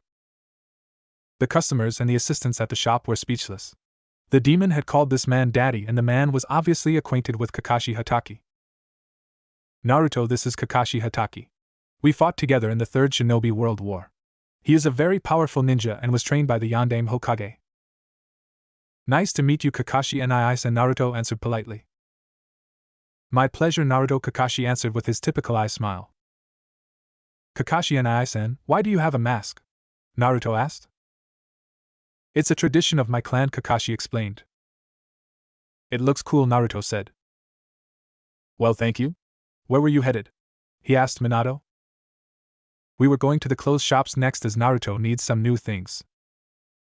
Well, I will accompany you. I wanted to get some things myself. My dogs ruined some of my socks and civilian clothes. I really need to train them more, Kakashi said. Oh, you have dogs? Can I see them, Kakashi and Aizen, please? Naruto asked with pleading eyes. Okay, but later, they are at my home. Thank you, Naruto shouted and hugged Kakashi's leg. Minato and Kakashi chuckled at Naruto's antics. They headed to the cashier and paid for their groceries. Minato made a cage bunshin and let him take his things to the house so he had his hands free. Kakashi copied his move and his cage bunshin also brought his things home. Naruto ran in front of the two men and looked curious at everything at the shop windows. He didn't notice the dark looks he got from most of the villagers, but they didn't dare to do more than throw hatred looks at him due to the presence of Minato and Kakashi. The best thing was that the gossip in Konoha traveled as fast as Minato remembered it. The little talk Kakashi and him had at the grocer's was spreading. Especially the part that he was a ninja in the Third World War and had beaten Kakashi in a spar. The news that he was Naruto's father got them disbelieving looks. They seem to have problems to accept that Naruto has a father, Kakashi whispered to Minato. Yes, it seems so, but I don't understand why. Well, you must know many believe that Naruto is the reincarnation of his prisoner, so the fact he has a father crushes disbelieving. They are such idiots, Minato grumbled. Only because the villagers were idiots his son had to suffer. Well, I can't wait to see what will happen after the council meeting in 6 days. Do you think Tsunade will have returned until then? Probably. I sent a toad to Sensei yesterday and the summons can communicate between each other. For something this important they will use their connection to get the message to Mom as soon as possible. I hope you are right. The civilian council needs to be put in place. They ruin our forces with their incompetence. Minato nodded. They passed an alley on the way to the clothes store. Suddenly a cat leapt onto Naruto and threw him to the ground. He cried surprised and caught the cat. Then other cries came from the alley. It ran this way, Naruto heard. He looked surprised at the cat and stroked it absent-mindedly. The cat purred. It was a dark brown cat with red ribbon at his ear. Minato and Kakashi looked unbelievingly at the scene. That cat? Minato asked. I don't believe it, it must be a relative to the Nibi. I had to chase it when I was a genin, he said. Daddy, what's wrong? Naruto asked. There it is, a boy of 12 shouted. He and 2 other 12-year-olds came through the alley. They suddenly stopped and took in the scene with disbelieving looks on their faces. There sat a little blonde boy with the demon cat on his legs on the street and stroked it. And the demon cat purred. Soda, please hit me. I think I dreamed, the girl of the group asked her teammate. He did her the favor. Ouch, okay, this isn't a dream. Excuse me, little boy, she asked kindly. Yes? Naruto answered. Could we please take the cat back to her owner? It is our mission to catch it. Naruto clearly didn't look pleased. Daddy, must I? Naruto asked. Yes, Naruto, but I think we could accompany them to the Hokage Tower, as I have never seen this cat this peaceful as in your arms. We could spare these genin a lot of scratches, he pondered. Okay. I would like to visit the old man. Minato helped Naruto to stand up and the genin contacted their sensei that they had found the cat and would meet him at the tower. They reached the tower and the sensei of the group recognized Kakashi and Naruto but not Minato. He was suspicious. But he didn't say anything because of the law. What are they doing here? He asked his genin team. Sensei Yago, the cat fled through an alley as we chased it and then leapt onto Naruto-kun, who was thrown to the ground by the impact. He caught the cat and it let him stroke it and seemingly liked it. That was the situation when we arrived. As the cat seems less violent with Naruto, his father Arashir suggested to accompany us to spare us the scratches. Well, that's nice of Arashi-san.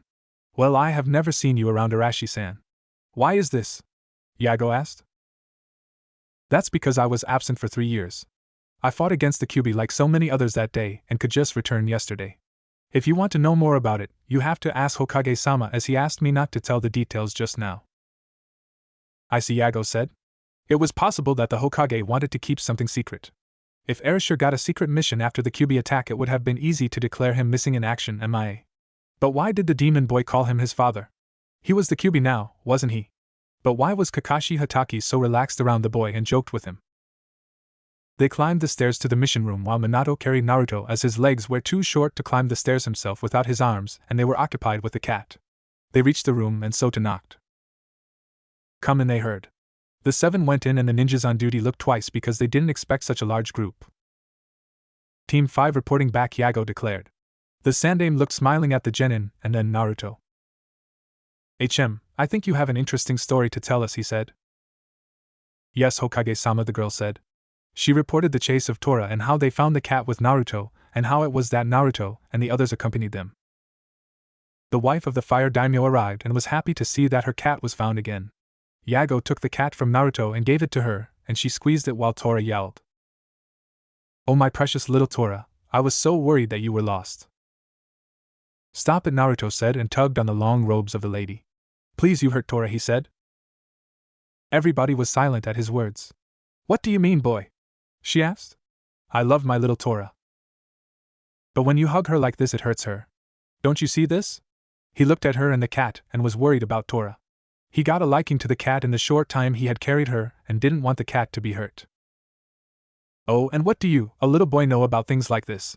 The lady asked. I can hear her cries, Naruto said.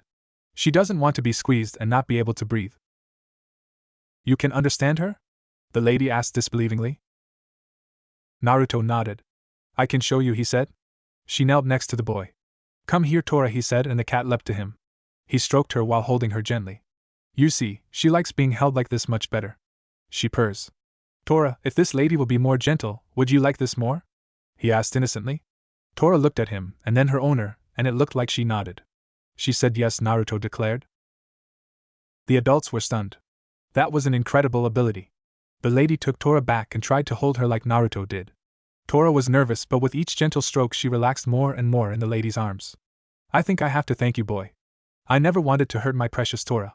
What's your name? I'm Naruto, he said, smiling. Well, Naruto, you have my thanks. Hokage-sama, here is the payment and an extra bonus for Naruto-chan. She gave the ninja the money and left the office. Minato took Naruto from the floor. Naruto, can you understand every animal or just cats? He asked. More than cats. There were the birds which sang in the mornings or the rabbits in the bushes around the orphanage. The rats told me they wanted food. What rats, Naruto? The Hokage asked. Those in the cellars of the orphanage. Why were you in the cellars? He asked, dreading the worst. The matron locked me in there when it was the day for foster parents to choose children. She said I would scare them away and she wouldn't let that happen to the other children. Minato had a very hard time to suppress his killing intent. I see, the Hokage said. Enbu, he said. Yes, Hokage-sama? Get me the matron of the orphanage Naruto was in. Yes, Hokage-sama, the Enbu answered and vanished. Team 5 was stunned. They never would have thought that a little boy would be treated like this. Who was this Naruto? He seemed a very nice child. Yago was thinking hard. Could a demon be this nice? Or was he just playing nice to be underestimated? But if he was a demon, why didn't he fight back? And he just solved the everlasting problem of the escapes of Tora the demon cat, the bane of every genin team. Team 5, you are dismissed, the Hokage said. The 4 bowed and left the office. Sarutobi, can you trust the ninjas in this room absolutely? Minato asked, trembling with fury. Sarutobi looked around and dismissed the 2 Chunin. The A and B were trustworthy. Minato dropped the henge and in his eyes everybody could see that he would murder the matron. Let me punish this woman. I will show her what happens when you mistreat children, especially my son. The A and B didn't show any open sign that they saw the Yondaime Hokage and that he said the Jinchuriki was his son. This moment 2 things happened. Danzo entered the room and was more than surprised, and the ANBU arrived with the orphanage matron. The Sandaime rubbed his temples. Kakashi, please take Naruto with you. He mustn't see this, Minato said. Yes, Sensei, Kakashi answered and took Naruto from Minato. Naruto seemed to be frightened of the matron. What does this monster do here? Why have I been taken from the orphanage? It's time for lunch. I have to observe the other caretakers, the woman ranted. Kakashi shined with Naruto away. Minato grabbed the woman at her collar. Yondaime-sama? She asked. How is this possible? Have you returned to finally destroy the demon? Minato slapped the woman in the face. Shut up. What right do you have to treat Naruto like a monster? He is a child. I have heard what you did to him. I only asked for one thing when I sealed Kyuubi in him, to save Konoha. For him to be seen as the hero he is, to tame the demon. To be the prison which grants the safety from the demon fox. He isn't the demon. He is the Kyuubi incarnation, the woman said. He is my son, you imbecile scum. You have forfeited your life. Any last words? Minato asked. But I always did my duty. You mistreated a child under your care. He is malnourished, had to stay in the cellar with rats when the possible foster parents came for adoption of children. He was isolated from the other children, never allowed to play with them. I'm surprised that he is able to speak as well as he is able to. That would be my fault, Danzo said. Minato looked at him questioningly. Would you care to explain, Danzo? He asked. My old rude members saw how the boy was treated in the orphanage. They told me their findings and I tried to get Naruto to move to my orphanage. I knew he would be talented and wanted to train him as a ninja later. But Hokage-sama thought it would be better for him to stay there, so the only thing I was able to do was to regularly send one man to the orphanage to speak with the boy. I knew that Hokage-sama wanted him to attend the ninja academy later on, but for this he had to be able to communicate with others on a sufficient level. Thank you for your efforts, Danzo. I really appreciate this, Minato said. Now to you, he told the woman. He concentrated chakra in his right hand. It formed a spiraling sphere. Raise again, Minato said, and thrust his hand into the woman's stomach. She crashed with a big impact into the wall. She was dead. Minato looked at Danzo. Do you coincidentally have more information on the treatment my son got at that orphanage? Yes, I have. I think it would be wise to have a talk in private later on, Yondaime-sama, he said. Minato nodded. Danzo, why did you never tell me this? I tried to protect Naruto, the Sandaime asked. You wouldn't have been able to do anything, Hiruzen. The council has you under their thumbs. They would have said that you showed favoritism to the boy even if it was just the normal treatment every child needs. But as a Jinchuriki, Naruto needs more guidance than every other child when he has to be able to control the chakra of his Biju. He needs special training. I had more possibilities to operate from the shadows, as everybody think I'm only a crippled old man. But I still have my contacts.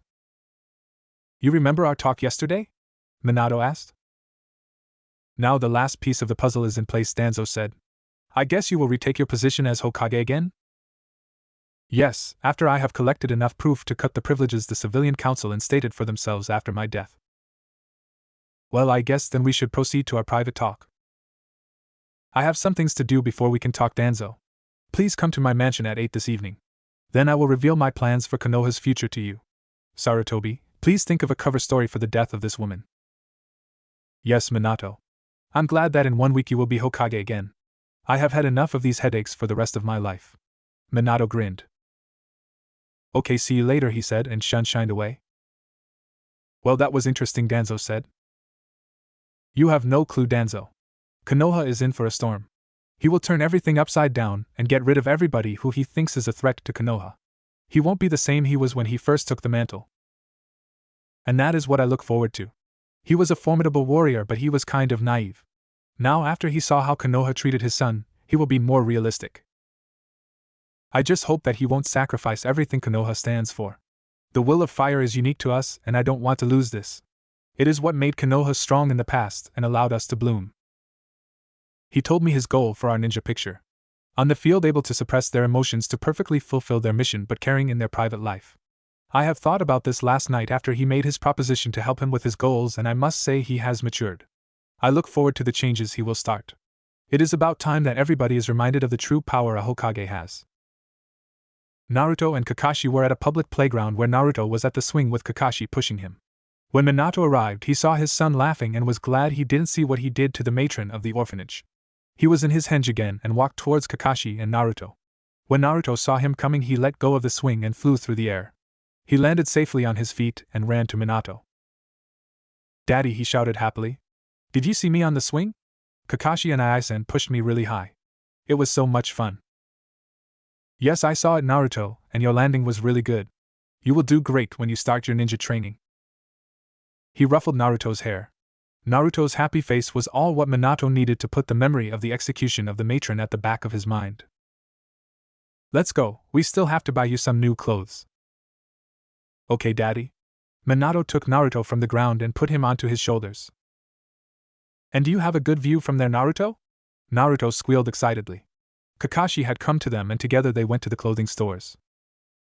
When the three left the playgrounds, a lot of adults began to talk with each other about the meaning of this display. How could the demon child be in the company of the famous Kakashi Hatake, and who was his father? Did you see this? How can the Hokage allow for this thing to run around? What if it attacks our children? A woman asked. Yes, it should be killed and then we will be safe again. I don't understand why the Sandame didn't finish what the Yondame started, another agreed. Stop this idiocy, suddenly a blonde woman said. This boy isn't the demon everybody thinks he is. My husband is a ninja and he explained the working of sealing objects to me because I was worried about the safety of my daughter Ino when I heard about it. The boy is just the prison of the demon. And Inoichi is absolutely sure that Minato Namikaze knew how to construct a seal that was fail-safe. They were classmates at the academy, and even then he was way ahead of everybody in the art of sealing. What are you saying, Rin-san? Would you let your daughter play with this boy? A man asked disbelievingly. I would observe them the first time to make sure Ino is safe, but yes, I would. He is just a child. A child that has to carry a terrible burden to keep everybody safe. You are crazy, he is the reincarnation of the demon. The demon has taken over the body of the child. Now you are the one who babbles nonsense. And by the way, it's forbidden to talk about that. You did see how the child played on the swing? How he laughed when Kakashi, who by the way was the student of Minato Namikaze and should know the abilities of his sensei better than anybody else except perhaps Jiraiya-sama, pushed him higher and higher. Which demon could show such genuine happiness? That isn't a trick of a kitsune, just a little boy who has fun like every other child. Are you sure, Rin? Another woman asked. Yes, Yoshino, I am sure. I think Shikaka would tell you the same. This boy isn't a danger. PFF, Shikaka would just say troublesome and wouldn't bother to explain anything to me, the lazy-ass Yoshino replied. Some women laughed. It was legendary how all Nara men found everything troublesome. Kakashi, Minato and Naruto arrived at the clothes store. Wow, this is a big house, Naruto said. You're right. I'm sure we will find everything we need for you here, Minato said. They entered the store and after a few moments a lot of the customers glared at Naruto. This time he recognized it. Daddy? He asked, unsure why they looked so mean. Don't be afraid, Naruto. I'm with you and nobody will hurt you, Minato ensured. And if they try anything, they will have to answer me first. Nobody treats my little brother bad, Kakashi added. Thank you, Daddy and Nai-san. The people in the store didn't want to believe their ears. The famous copy Nin had called the demon his little brother. What did this mean? Stand aside, suddenly a woman said. Hello, welcome to our store, gentlemen. How can I help you? She asked. The woman was in her late 40s, had blonde hair with a few gray stripes and was probably a retired kunoichi if Minato's thoughts were right. Thank you, Mississippi. We need some new clothes for my son, Minato said. The woman looked at Naruto, and then her eyes narrowed. She looked at Minato and Kakashi. She lowered her voice. How comes you say you are his father? I happen to know who his father was and I know for sure he died in the QB attack. What do you plan? She looked intensely. And if I don't get a sufficient answer, I will dispel this henge of yours to get my answers. This boy has been through enough. I won't let his heart be broken by somebody who uses him to get his father's techniques or fortune. Minato smiled at her words. This was somebody who wanted to protect Naruto, and he had a feeling he should know her from somewhere. I think I met you before. Would you please tell me your name? He asked. My name is Sakuyo Yamanaka, she answered. Now I remember you, Minato said. Kakashi looked at him. Who is she? Kakashi asked. She was the nurse who led the preparation course Kushina visited when she was pregnant with Naruto, Minato answered. I would never have thought to meet her as a store clerk. Why don't you work at the hospital, Sakuyo-san? Minato asked. I asked the questions. Who are you? Minato sighed. There is just one way to prove myself. You are a Yamanaka. If I grant you access to my mind, you will see who I am, but I have to ask you to not tell anybody, even Inoichi, of my identity until I reveal it in about 1 week. I still have to prepare some things. All right, I agree. If I find you tell the truth, I won't say anything, she promised. They went to the back of the store where Sakuyo started her technique. Shintenshin no Jutsu, she said, and fell limp. What happened to her? Naruto asked, worried. You don't need to worry, Naruto. She just used a special ninjutsu to look into your father's mind to see if he is really your father, as she don't want you to be hurt. She will awake soon, Kakashi explained. Naruto nodded skeptically. But a few moments later the women awoke and smiled at him, and the others. That's indeed great news, Arashi-san. I'm glad you are back. Well, let's go and search for some clothes for Naruto-kun, Sakuyo said and led the way to the children's department. Return of the Sannin. Jiraiya was happy. No, he was more than happy. He had gotten a message from a toad which Minato had summoned. His student was alive again, and he wanted him and Tsunade to return to the village. Inside, he was cursing the council. He and Tsunade had been told by a messenger that Naruto had died the night of the Kyuubi attack and left the village without further goodbye to their sensei. Now Jiraiya wished he had said goodbye. His sensei would have known Naruto was still alive. But his greed for the deaths of Minato, Kushina and Naruto had blinded his senses. He had contacted the chief toad immediately, and asked him to give a message to Tsunade's slug summons. He hoped this way he would reach her faster. He had some ideas where Tsunade could be, but it was very difficult to find her with all her hiding from creditors. Tsunade sat at a casino at the roulette table. She had already lost a lot of money, but she didn't care. She tried to forget the deaths of her beloved people. She asked herself why Kami-sama dealt her such a shitty hand in life. First it was her little brother Nawaki who died in the war. Then when she thought things were looking better, her and Dan's son Minato was just 2 years old and their wedding was already scheduled. Dan died during a fight. She hadn't been able to save him. The only reason she came back to Konoha was Minato, but she couldn't be the mother she wanted to be because of her enemies. If they had found out about Minato being her son, he would have been targeted. And during the war it was very difficult to protect a single child. Then Minato grew older and became a genius of a ninja. He shared his father's dream to become Hokage and he managed to realize this dream. She had been so proud the day he was inaugurated. He found love in the youngest Whirlpool princess who happened to be one hell of a kunoichi herself. And then he told her that she was going to be a grandmother. Minato and Kushina were so excited and couldn't wait for Naruto to be born. Why he decided to name his firstborn after a character in Jiraiya's novel she would never understand. At least her son hadn't taken over her perverted teammate's unhealthy hobby. And then came the day she lost everything. The day the goddamned Kyuubi attacked Konoha. Kushina went in labor. Minato was needed to find a way to defeat Kyuubi, and she tried everything to save Kushina's life as it became obvious that the Yuki of Kyuubi interfered with a normally unproblematic birth. They lost. Kushina gave birth to Naruto but died half an hour later in Minato's arms. He was devastated, and it wasn't over. He had found a way to stop Kyuubi, but he had to use a jutsu which would make his son a Jinchuriki. A burden nobody wished to put on any child, least his own, but it was the only way to save Konoha. Sarutobi had offered to do the sealing so Naruto could at least have one parent, but Minato had argued that he was the only one who had enough chakra to last through the sealing. If it had been any Biju up to 6 tails, Sarutobi would have been able to do it, but he was too old if it were one of the 3 strongest. And it just happened to be the strongest of all, the damned 9-tailed fox. Minato had taken Naruto with him, and all they saw was Gamabunta and a blinding white light, and then the demon vanished. They had waited for Naruto to be brought back, but instead a messenger of the council came to them, and told them that Naruto had died during the sealing. Heartbroken, she and Jiraiya left Konoha without saying goodbye to Sarutobi. He would understand.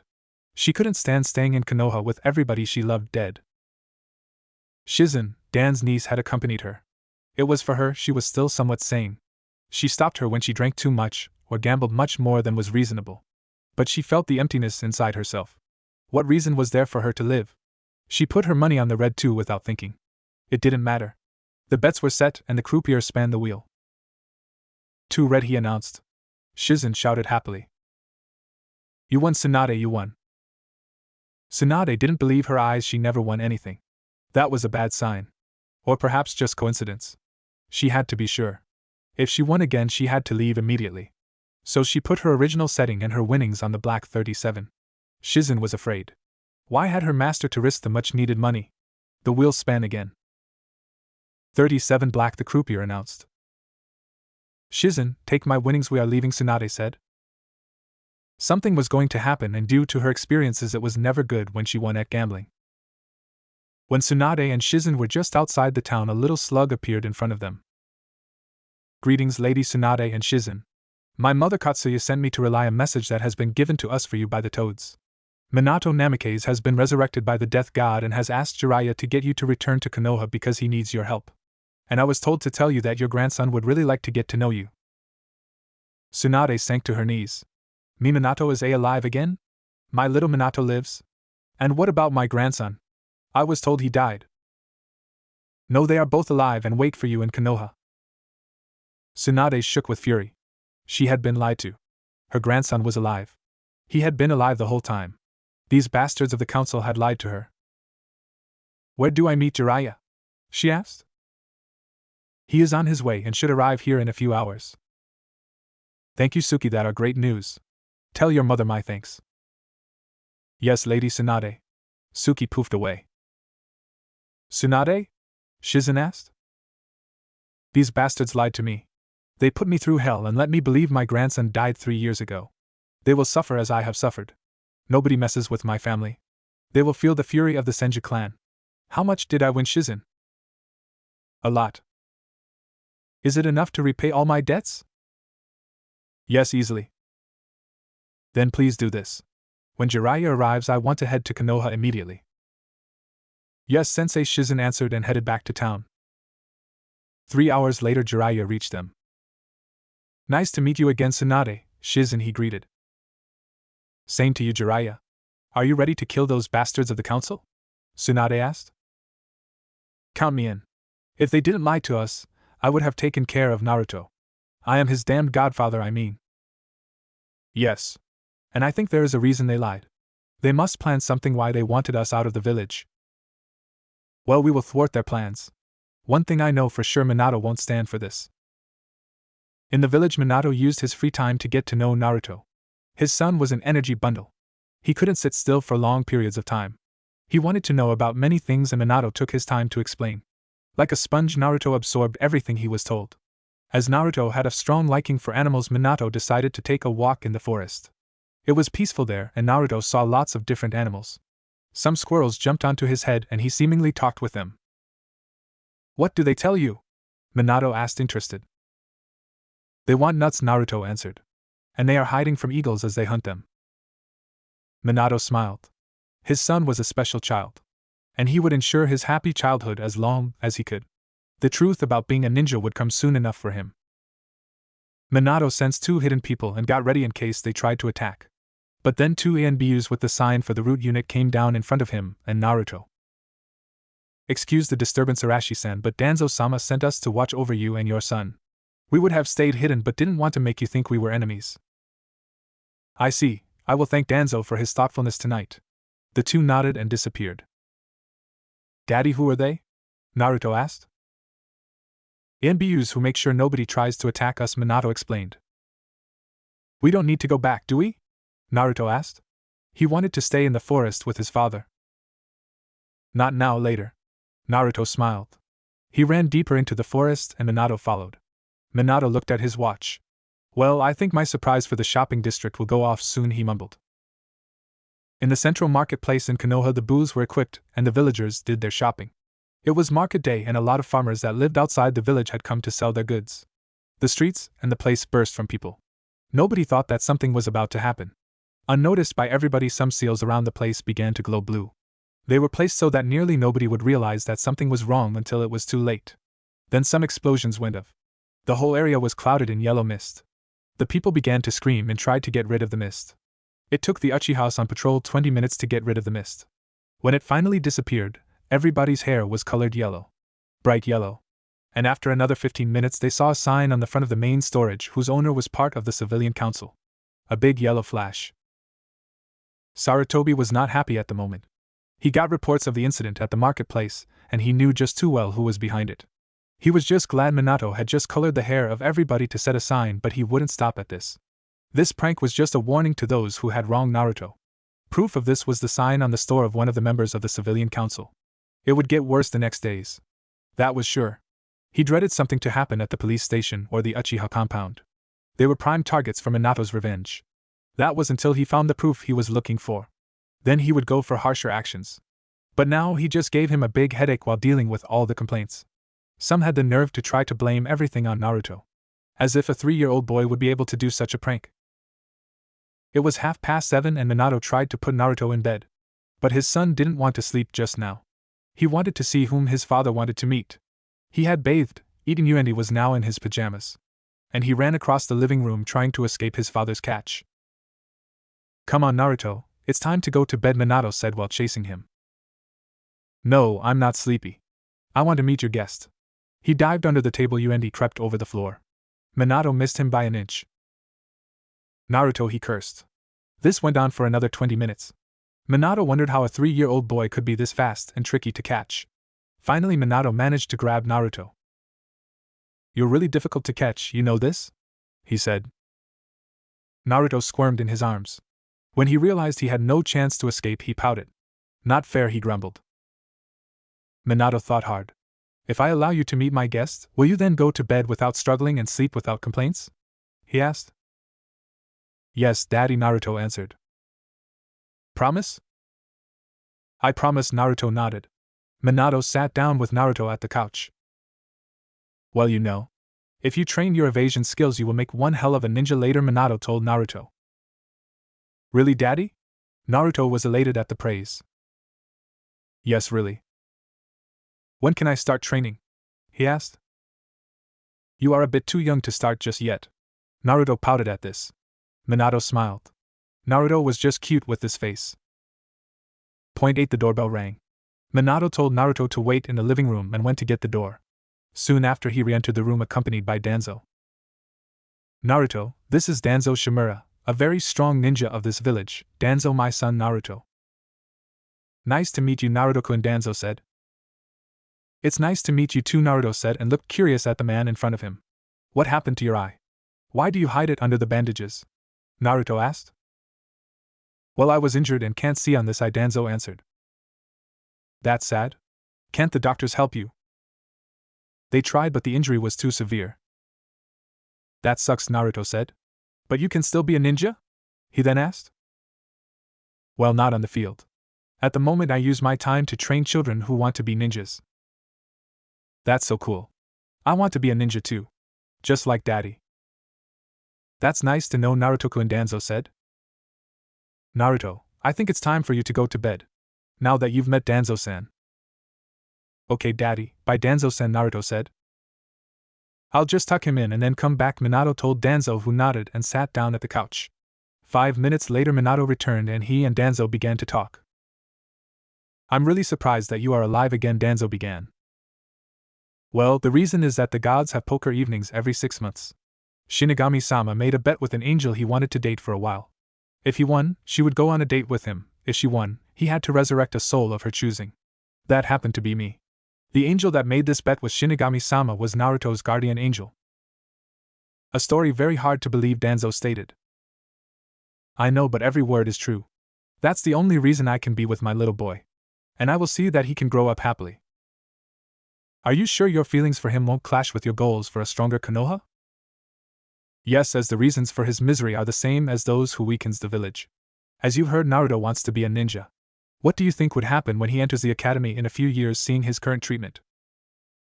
Danzo pondered over this question. Well, he would have difficulties as he won't have a suitable training partner, as all the parents keep their children away from him. If the academy teachers won't be changed, it could happen that they would deny him a proper education. Yes, and without a proper education he would fall behind all the other children, and the level of the academy couldn't be that high as they need to take every child with the class. The pace of learning is set by the slow students. When one student is held on a low level on purpose, the rest will stay low as well. Therefore, the whole class will suffer and have fewer chances to survive the first year as genins if they pass the test of their jonin senseis, that is. That will be a problem as he as a Jinchuriki needs more training than any other child. If he won't be able to control his Biju's chakra, it could be dangerous for the village. Yes, but the seal is foolproof. Shinigami-sama himself powered it. That's not a problem for the next 10 years. Naruto will only be able to access the chakra in low doses when he is very angry or has another strong emotion. Or when his life is in danger. The chakra of the fox will be converted into Naruto's own chakra the older he gets. At the age of 20 he will have absorbed all of Kyuubi's chakra and the fox's spirit will return to hell. That's an incredible seal. That takes care of every problem other Jinchurikis had in the past. Yes, I wanted to make sure that my son was safe even when I was forced to place this burden on his shoulders. Danzo's thoughts raced. If this was true, Naruto would be a splendid ninja. He had nearly never-ending chakra supplies at his hands, and with the proper training he would be able to use it properly. If anybody outside of Konoha finds this out, they will come to take him away or try to kill him to destroy the threat to their own forces, he analyzed. Yes, and that's the reason why I asked Sarutobi to keep his heritage a secret. I have too many enemies that would love to get revenge through my son. And that didn't even include Orochimaru and Madara Uchiha, who are still outside and plan to destroy Konoha. I see. I suppose Madara was behind the Kyuubi attack as he is one of the few who was able to control a Biju. Yes. Kyuubi was put under a very strong genjutsu. I wasn't able to break it, I tried, believe it. Does this mean Kyubi would work together with Naruto? No, he is an evil demon. He loves to destroy things. Madara just turned him towards Konoha. The fox can't be trusted. I will tell Naruto about his burden when he is old enough to understand. Until then I will train him to be strong enough not to rely on the fox in dire situations. The fox could use that to try to weaken the seal and take over. The Yuki of Kyubi is malevolent. It destroys everything in its path. The seal transforms it so Naruto isn't hurt by it. Danzo nodded. What other plans did you make for Konoha? He then asked. I want to reform the council. It takes too much time to make decisions. The council was made to ease the workload of the Hokage so he could spend more time with his main objective, the protection of the village. But now the Hokage's main objective is doing paperwork. That isn't the way things work. As I see it, most of the problems could be solved by the responsible side of the council. I will investigate what kind of things end up on the Hokage's desk and then sort out what is not the responsibility of the Hokage. The council is just an instrument to advise the Hokage not to rule the village and waste the Hokage's time. That's true. I always questioned the ways Sarutobi let them get through with their petty requests. They will see what they did. Sooner or later. For them, I hope they didn't commit treason, because I'm very tempted to use all the power the Hokage truly has against them. It is time that they see what a true Hokage is able to do. Danzo just nodded. Minato wouldn't make foul compromises. He wanted the issues of the village to be solved once and for all. What about the Hyuga incident? Well, we have the advantage that we only captured the kidnapper and that he wasn't killed. Kumo has no means to ask for reparation. We didn't act against the contract. The ambassador was treated with utmost politeness until he hurt the pact on his side. Inoichi and Ibiki are questioning him as of now. When we know his motives for the kidnapping attempt, we can make requests to Kumo. And I'm sure that the Raikage is behind everything. If he wants a war, he will get one. One that only lasts a few minutes. I will personally slaughter his soldiers if he thinks he can make demands of Konoha. They wronged us and not the other way around. I hope my reputation will suffice to make them think twice to go to war. I'm sure it will. They just tried because Sarutobi wants to keep the peace at nearly every price. Well, he had no choice, but I have. I don't have to send an army, as I am one myself. If Kumo thinks they are ready to face the yellow flash, they are in for a surprise. And I will show them that I'm alive again. It was 7 o'clock in the morning, and the guards at the main gate were bored. At this hour nobody would come or go. The missions wouldn't start before 8, and the returning ninjas normally didn't show up until 9. No normal ninja traveled through the night unless it was necessary for the mission. It's so boring to keep watch at this time of the day, one of the Chunin guards complained. You are right, Kai, but what can we do? Orders are orders, the other replied. I wish something would happen, the teenager called Kai said. I agree.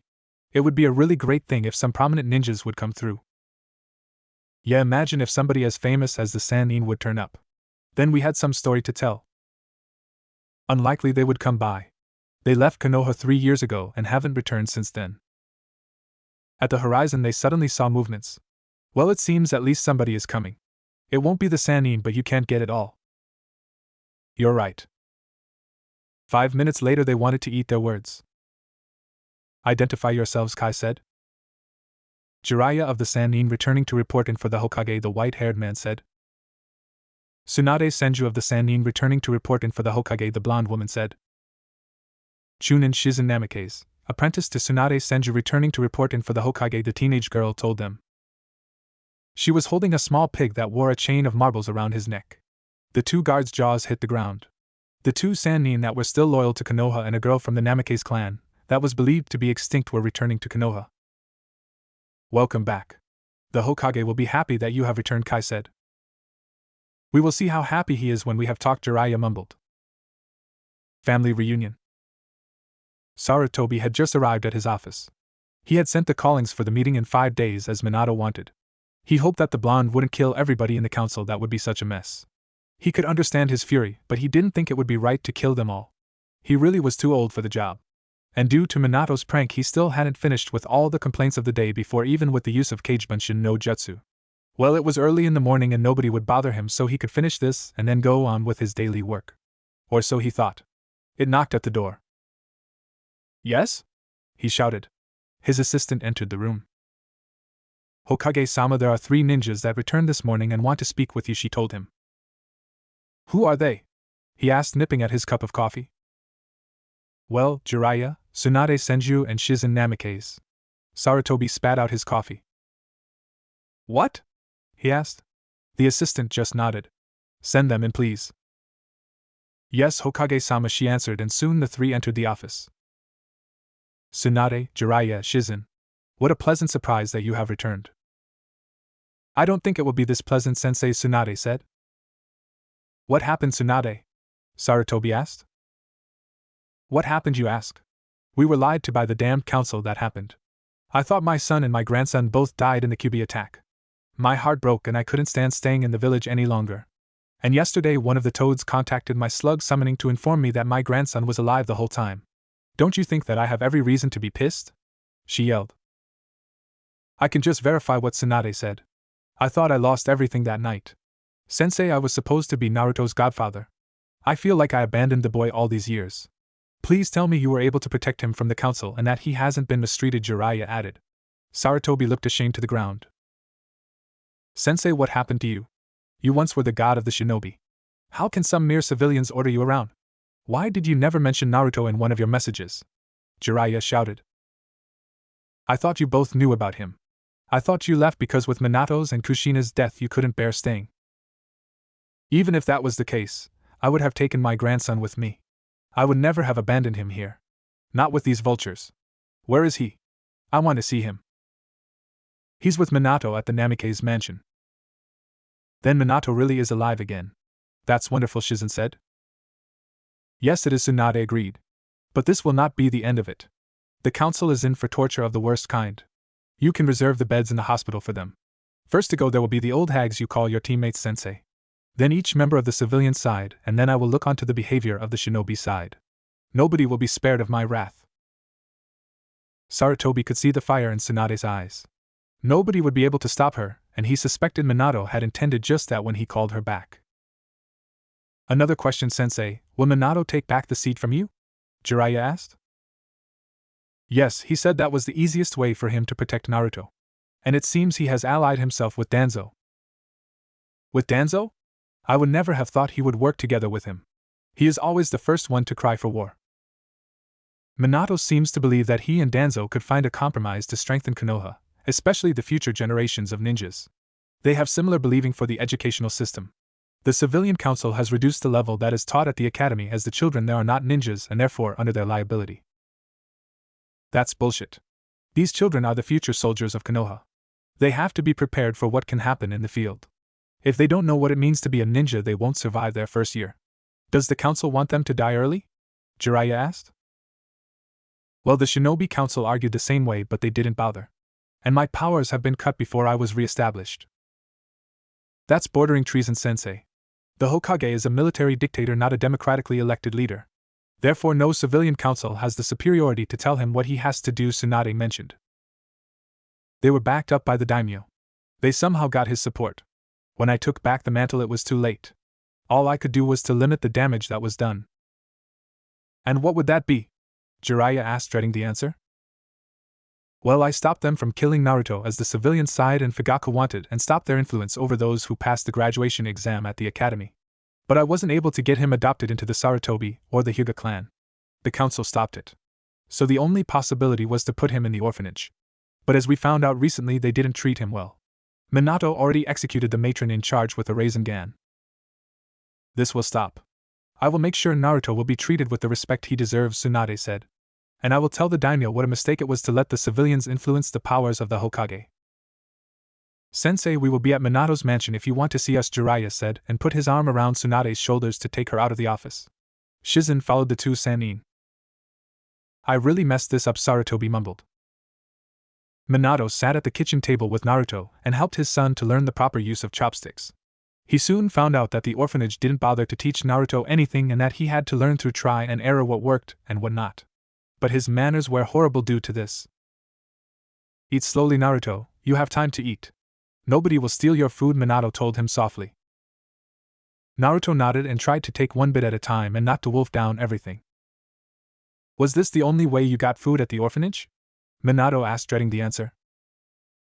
Naruto looked sad. Yes. I was always the last when they let go to the buffet, and then the things I really wanted to eat were gone. If I wasn't fast enough, I got nothing at all because they took it away to the kitchen. That is over, Naruto. You will never have to fear this again. Naruto nodded, smiling. It was great to have a dad. Naruto tried to hold his chopsticks the way Minato showed him to do it. He took a piece of the fruits Minato had cut for him and got it to his mouth without dropping it, and eat it. Look, Daddy, I did it, he said happily.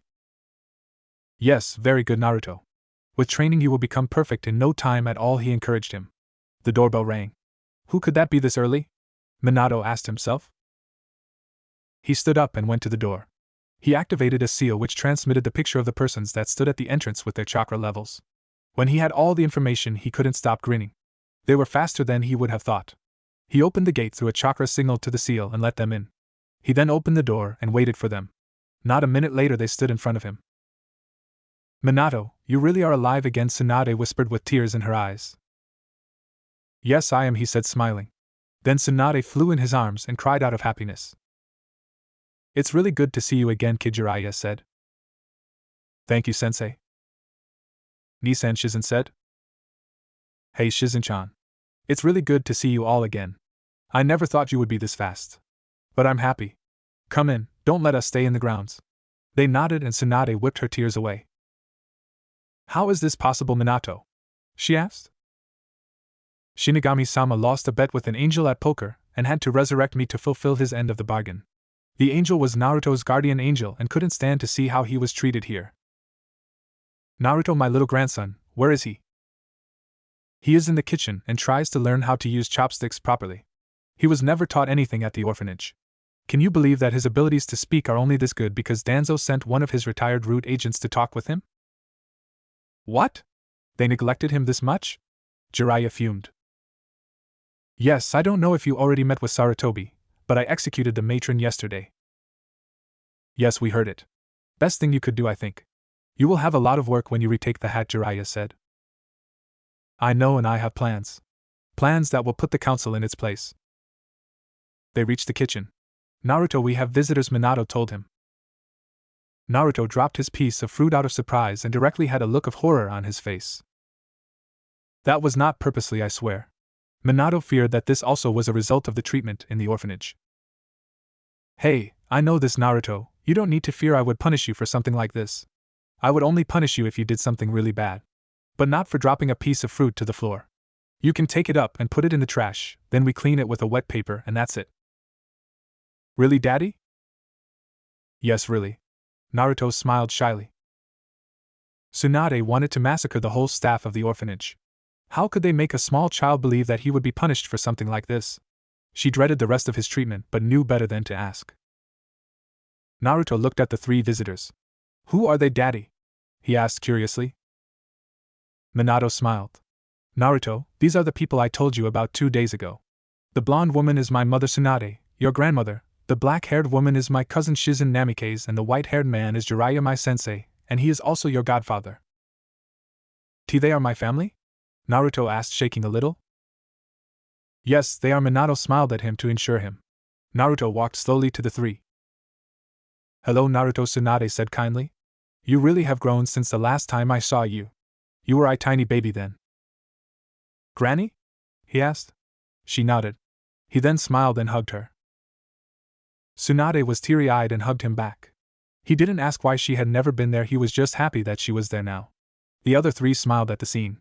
Shizen knew Tsunade has been worried that Naruto wouldn't accept her and be mad that she hadn't been with him, but it seemed he was a very kind boy who looked at the good things and not the bad ones. Will you play with me, Granny? He asked. Of course, Naruto-chan, Tsunade answered. But first you have to finish your breakfast. Okay, Naruto tried to climb onto his chair but he needed Minato's help. Then he restarted to eat. Shizen-chan, would you please stay with Naruto? I want to talk to Mom and Sensei for a while. Of course, and I, Shizen answered. Minato led Tsunade and Jiraiya to the living room. Why have you two never been with him? Minato asked promptly. The damned council sent a messenger the night you went out to seal the damned fox. We knew you would sacrifice your life, but the messenger told us that Naruto didn't survive the sealing and died as well. After this we couldn't stand staying in Konoha any longer, and left the same night without saying goodbye. I sent regular reports of my spy network to Sensei but I never returned. I thought I lost everything that night, Jiraiya explained. Tsunade nodded. It was as if history repeated itself. It was the same horrible feeling when I lost my little brother or when I wasn't able to save your father Dan. But this time I had nothing left. When your father died, I had you, and you were the anchor I could hold on to. But with you and Naruto gone, I had nothing left in Konoha. I understand. One more crime they will pay for. Minato clenched his fists. The council won't survive this, he swore. Nobody had the right to mess like this with his family. What do you plan, Minato? Jiraiya asked. In 5 days is the meeting where I will announce my return. Danzo is helping me with the laws I have to pass immediately to regain the full power of the Hokage without the council meddling in these affairs. We have agreed to reform the educational system. He has some really interesting ideas. I have sent some toads to spy on the members of the council. I expect results in some days. When I have proof of their treason, I will let them be taken to the ANBUTNI unit to gather whatever information they have. I know for sure Inoichi and Ibiki will find everything they hide. The Hyuga clan is already under investigation due to an attempted kidnapping of Hayashi's daughter Hinata. I coincidentally could stop the kidnapper, and it turned out to be the ambassador Kumo sent for the signing of the peace contract. He is in for interrogation right now. But he would never been able to infiltrate the Hyuga compound without inside help. That Hayashi is analyzing. That's a grave thing to happen. It could lead to a new war with Kumo. Only if they are stupid. I will send requests for reparation for the violation of the peace contract to Kumo with one of my 3-pronged kunai as a warning. If they really believe they can beat me in the field, let them think it. Kumo will be short of ninjas for a long time if they try it. I have enough of my Hiraishin kunai to take down another army. You really are furious, Jiraiya stated. Of course I am. You saw it yourself in the kitchen. Because of the idiocy of the council, Naruto never had a family. Sarutobi and Hizashi tried to adopt him, but the civilian side with the help of Fugaku Uchiha and Koharu and Hamura blocked this. He was sent to the orphanage where the matrons systematically tore his soul apart. He is malnourished because they never let him eat properly. He was isolated from the other children. When possible foster parents came to the orphanage, he was imprisoned in the cellar with rats. How could I not be furious? Naruto told me the only times they were nice to him were when Sarutobi visited. But they threatened him that he would be punished if he told Sarutobi anything about his usual treatment. I just find out more and more about it. It will take a lot of time for his emotional wounds to heal. The only good thing I can see is that it didn't last longer, and he wasn't physically abused. Oh my God! I never would have thought it possible for something like this to happen in Konoha, Tsunade said, crying. Me too, Mom. If I had known, I would have made sure that nobody knew about the ceiling. I thought Konoha's villagers would be less stupid and could see the boy, not the demon. We will help you, Minato. Nobody will dare to hurt Naruto when we announce who he really is. I think this will be the only way to stop how the villagers see him. Their respect for you is too big to let them harm your son. They can put their respect to the trash. If they really respected me, they would have honored my last wish and have seen Naruto as the hero he is. Nobody said anything because they knew he was right. Daddy, Granny, I'm ready, Naruto shouted. They silently decided to talk later. Great, Naruto, what do you want to do today? Tsunade asked. Naruto thought hard. The adults thought he looked cute when he scrunched his face in concentration. Well, it was really cold the last weeks, and I thought, well, I know the other children were taken to a lake to ice skate there. Perhaps we could go there? He asked hopefully. Of course we can do this, Naruto, Tsunade answered. Naruto's face lightened up. Thank you, Granny, thank you. I always wanted to go there. The stories the others told when they returned sounded great. It gave Minato a pinch in his heart to hear about this, but all he could do was to change the things for the future. Well, we could pack a picnic to take with us. What would you like to eat at the lake? Tsunade asked. I don't know, Naruto answered. Then we just have to take various things so you could try them all, she decided. Naruto nodded. Can we ask Hinata-chan if she wants to come too? He asked. Who is Hinata-chan? Shizen asked. My new friend, Naruto told them, happy. Well, I don't think Hayashi would be against it. Perhaps we could also take Niji with us. He is only a year older than Hinata and Naruto. And Hizashi also knows about me, Minato suggested. The others nodded. Naruto jumped around. That would be a great day if they could go to the lake. A memorable council meeting. 5 days flew by and Minato had prepared everything he needed to raise hell upon the council. And to pass the time, he pulled 3 more pranks on villagers and members of the civilian council. His toads got a lot of time to search the homes of the council members. The Sandame had cursed Minato's ideas to prank them. It had taken hours to get rid of the orange slime he had dropped over the Uchiha compound. How he managed to do that they still hadn't figured out. Fugaku was fuming that the yellow prankster, that was how the villagers called the unknown culprit, dared to humiliate the powerful Uchiha clan. The meeting was scheduled for 10 o'clock and Jiraiya and Tsunade would accompany him. Shizen would babysit Naruto, Neji and Hinata at the Namikaze mansion. Hayashi had agreed to bring Hinata and Neji over for playtime. Neji and Naruto had gotten along very well at the lake and were good friends now. He was glad that his daughter and his nephew had a new friend because in the Hyuga clan were no children their age. The next younger child was already 10 years old. They could play in the gardens and woods behind the mansion as the estate was nearly as big as the Hyuga compound but had fewer buildings and more open land. A great wall secured everything and there was no doubt that Minato's seals were foolproof. Minato was clothed in his old Hokage attire with the Namikaze crest on his right shoulder. Tsunade wore her normal clothes but had attached the Senju crest on the front of her jacket. Jiraiya didn't wear a clan crest because he came from a civilian family. Sarutobi wore the official Hokage robes. "Well, it's time," Sarutobi said. "Yes. I will use an illusion barrier to conceal my presence," Minato told them. They nodded. He wanted to make a big entrance. The four made their way to the council chambers where the other members were already waiting together. "Good morning, everybody," said Sarutobi. They looked at him and were surprised to see the two loyal Sannin accompany him. "Well, I have a lot of things I want to discuss with the council, but first let us greet my students Jiraiya and Tsunade who have returned to Konoha." A few greetings were changed. Tsunade took the council seat for the Senju clan, Jiraiya sat at a seat at the civilian side. It had been decided to give the Sannin a council seat as his advice was usually invaluable for Konoha. But most of the time he traveled around the countries to gather information. Sarutobi asked for the council to be quiet. "As you all know, I don't get younger and therefore I made Minato Namikaze my successor 4 years ago.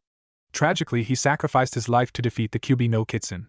But I feel that I am way too old to be Hokage, and so I decided that it was time for a younger man to take the mantle. A week ago something happened that can't be described otherwise than a great strike of luck for Konoha. A hero returned to our village, and I decided to make him Hokage. I want to introduce my successor. Please show yourself."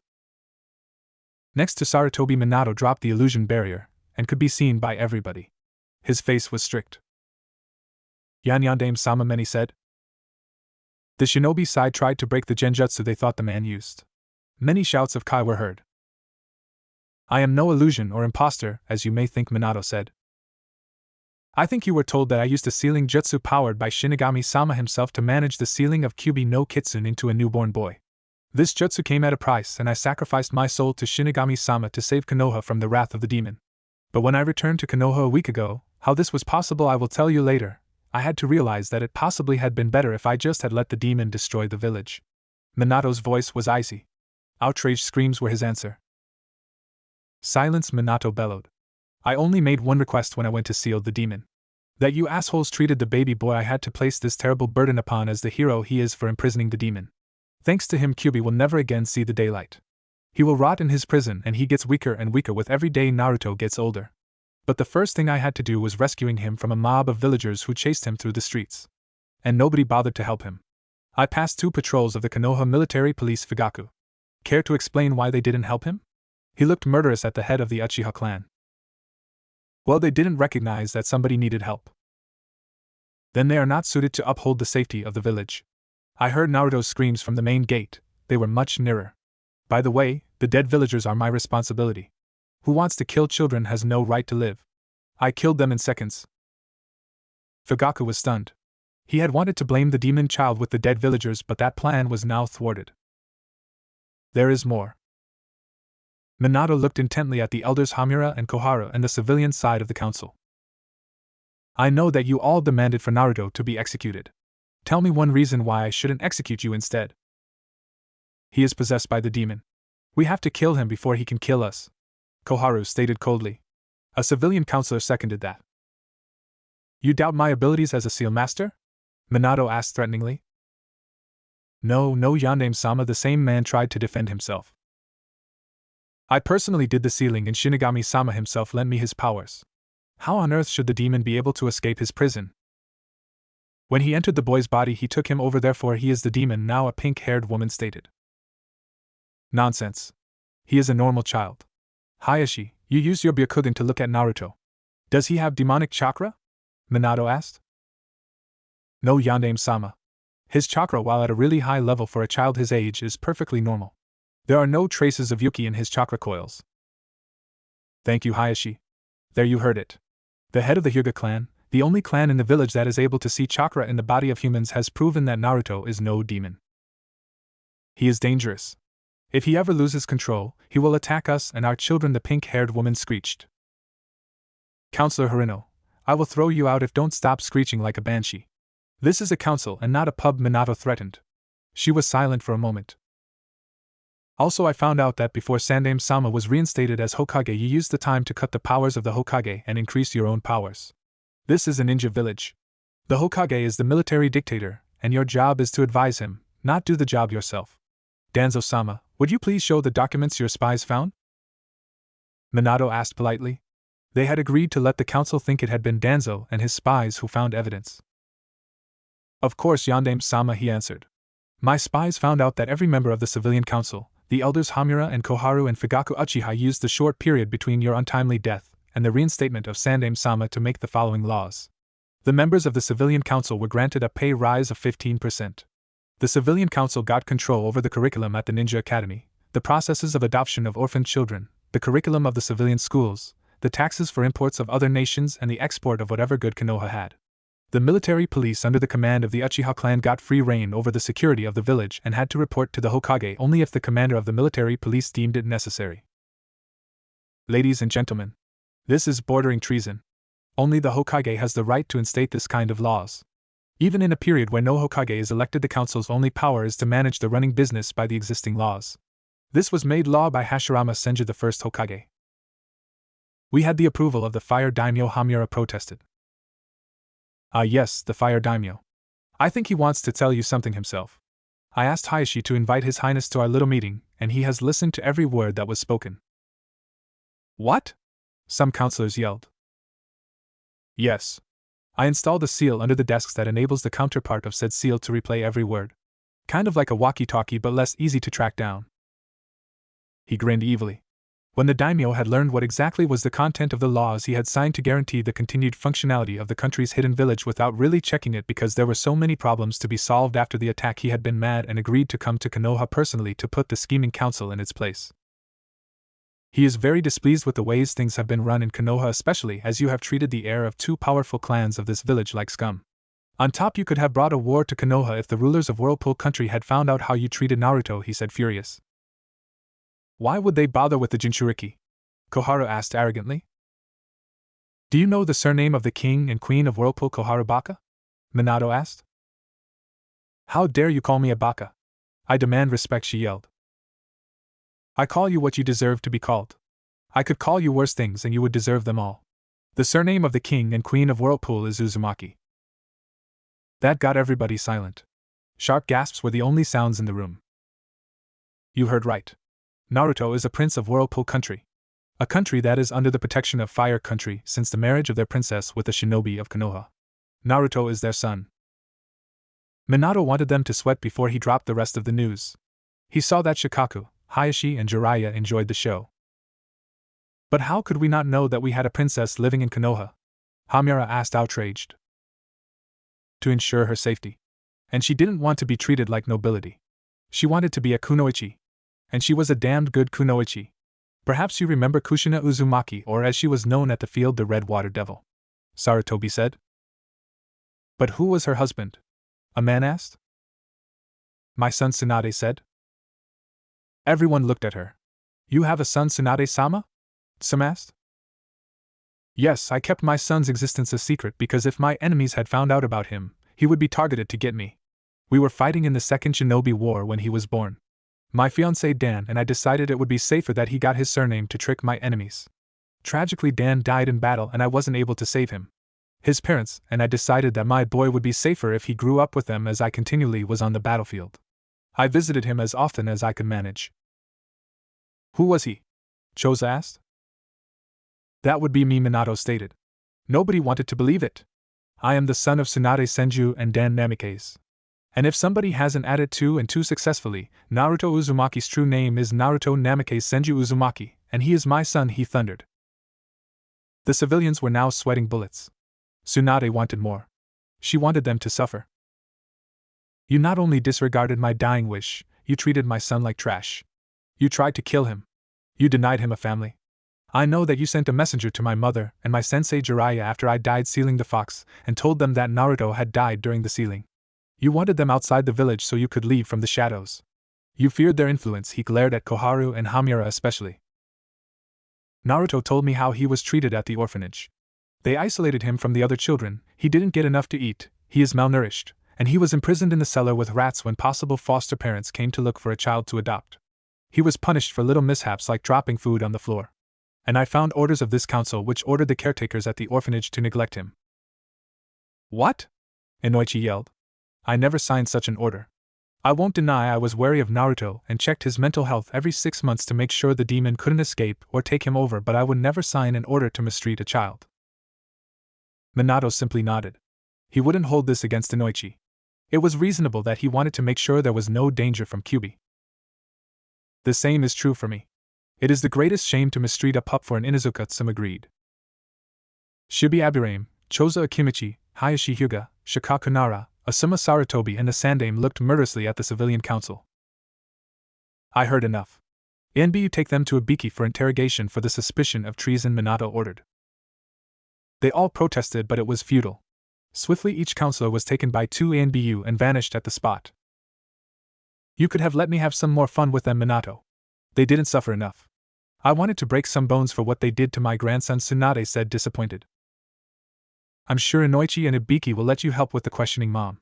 You will come at your costs. Inoichi just nodded. There was no way in hell he would make Tsunade mad. So, after this is taken care of, is anybody against Minato's reinstatement as Yondaime Hokage? Sarutobi asked. Nobody disagreed. Well, welcome back, Yondaime-sama, he said. Thank you, Sandame-sama. I have prepared some changes of law beforehand. First, all the changes of law installed during the period between my death and Sandame-sama's reinstatement are void. Every occurrence that is related to shinobi is only subject of the Shinobi Council. The council, the civilian part as the shinobi part, is just an advisor to the Hokage. They have no competence to make decisions except in times when the Hokage is not available and time is of importance. I made a plan how to teach new students at the Ninja Academy. I got Danzo-sama to share his experience with me, and we agreed on a new curriculum. I would like to present it to you. Danzo took another stack of papers and gave it around to the other counselors. They opened the papers. As you can see, I put the current curriculum and the new curriculum next to each other to compare them. To understand the changes, I want to explain the picture I would like our future shinobi to give to the world. The will of fire is what makes Konoha unique between all the other countries. We are not soulless killer machines, but we know when we have to suppress our emotions to get a mission done successfully. When we are not on the field, we show emotions like compassion and caring. We value teamwork above all other things, and that is what makes us strong. Our picture of shinobi will be unstoppable on the field, but humans in daily life. Our shinobi won't show weakness when they are in battle, but they will be as normal as possible for a shinobi in private. Minato turned the paper to the next page.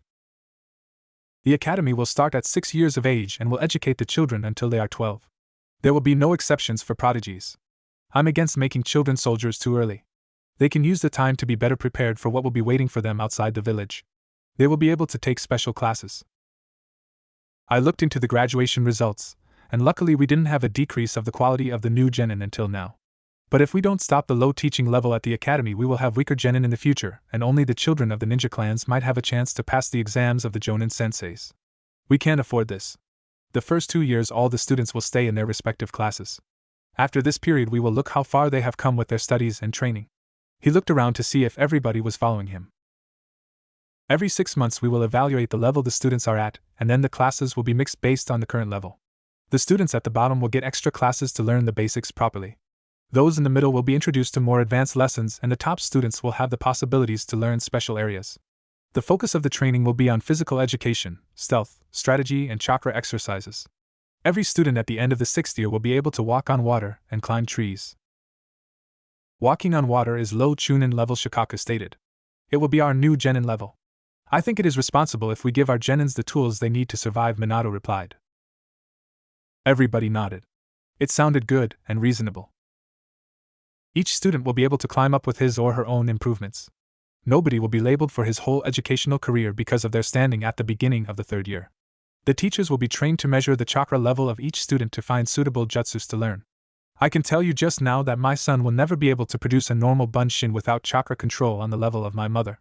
He just has too much of it, and with each day it grows due to the transformed chakra of Kyubi.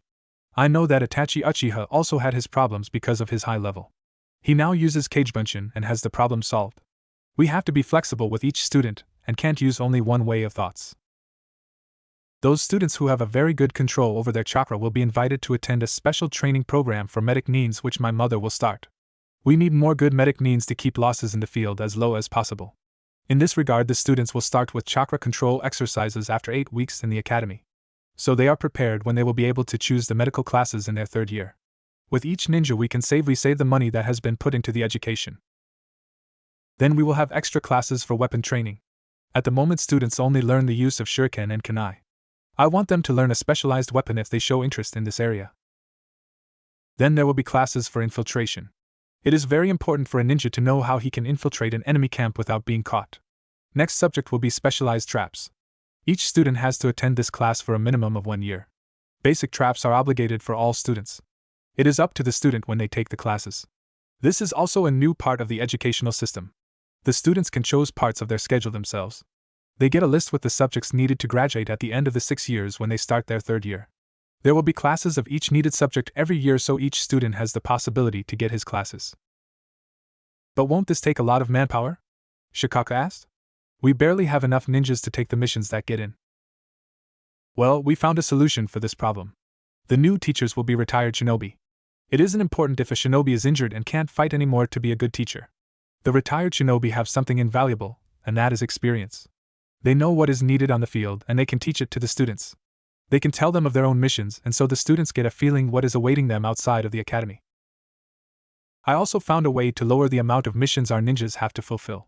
The 5th and 6th year students will take the D-rank missions in groups of 3. This way our genin can take the low-level C-rank missions. The students will learn about teamwork at the academy, and the teachers will have it easier to build the teams based on the experiences of these missions. Then there will be mock mission scenarios of a higher level. For example, a survival exercise. You all know that we send the Chunin aspirants in a survival exercise for the 2nd part. Well, we will imitate them on a smaller base for the academy students. Or a mission where the objective is to secure a scroll with important information. The possibilities are nearly unlimited. Everybody saw the merits of this kind of training at the academy. As I see it, the current curriculum leans too much towards the book knowledge. While some parts of theory are necessary, others are not. And we don't need bookworms in the field. The only ones who have to have extreme book smarts will be the medic neens. But this will be taught in their specific classes. While every student has to attain classes on anatomy, they will have a more practical outline. Then there will be specific classes for the kunoichis. There are some things the girls have to be aware of, one being the dangers female ninjas have to face from enemies like rape. They need to know how they can protect themselves. And therefore we won't tolerate girls who just fawn over one of the male students. We won't send fangirls into the field. They will be weeded out or put to supportive jobs in the village. We want high-quality ninjas, not cannon fodder, he stated firmly. A lot of the clan heads nodded. They knew of this problem. Next thing is that every student will be treated the same. It doesn't matter if the child is from a powerful clan or a civilian family with no shinobi tradition. Best example for a powerful shinobi who didn't have a shinobi background is Sensei Jiraiya. He worked his way up to the top without any special bloodline. Every child will get the same chance to bloom through his own hard work. A lot of the present ninjas were surprised. That was a new thing. But it was kind of true. Konoha was proud that it valued every shinobi the same. Even if the ninjas from the clans were greatly respected. That should start with the academy students. Next thing is, all the classes for an alternative career than shinobi will be cancelled. If a child wants to learn them, they can attend the civilian schools. Nobody will be forced to take the path of the shinobi. But the students will need every hour of practice they can get. For the children that come from a clan, there will be 1 hour less at the academy to train in their respective clan techniques 2 days a week. This is a compromise as the schedule will be upped by a few hours. Academy starts at 8 in the morning, lunch break is at 1 and will last till 2, and then the afternoon classes will be until 5. That's 2 more hours than now. Are you sure the children will be able to handle this? Choza asked, concerned. Yes. Think about the amount they are confronted with by their jonin senseis. This way it won't be as much of a shock. And I have very good reasons for this. What will happen if Orochimaru or Madara Uchiha decides that it is time for their revenge against Konoha? They won't hesitate to kill every single person who lives here. Madara Uchiha? He must be dead for a long time, Inoichi doubted. He is alive and was behind the Kyuubi attack, Minato told them. They were shocked. I don't know what he plans, but I fear he will be after my son one day, as he has the Kyuubi sealed inside of him. And I intend to prepare Naruto for what is going to happen in the future. I understand. Right now our enemies are weak, but given time they will become a threat again, Shikaka summed it up. Minato just nodded. I think we can agree with your plan concerning the Ninja Academy, he said. Even if this is just troublesome. Everybody grinned at this statement. This was just typical for Shikaku. Next topic is our government. The processes are way too complicated and too much unnecessary paperwork floods the Hokage's desk. This will have to stop. The simple processes will be handled by genin which have dropped out of the ninja program. As we stop the civilian classes at the academy, we will put up a new kind of career.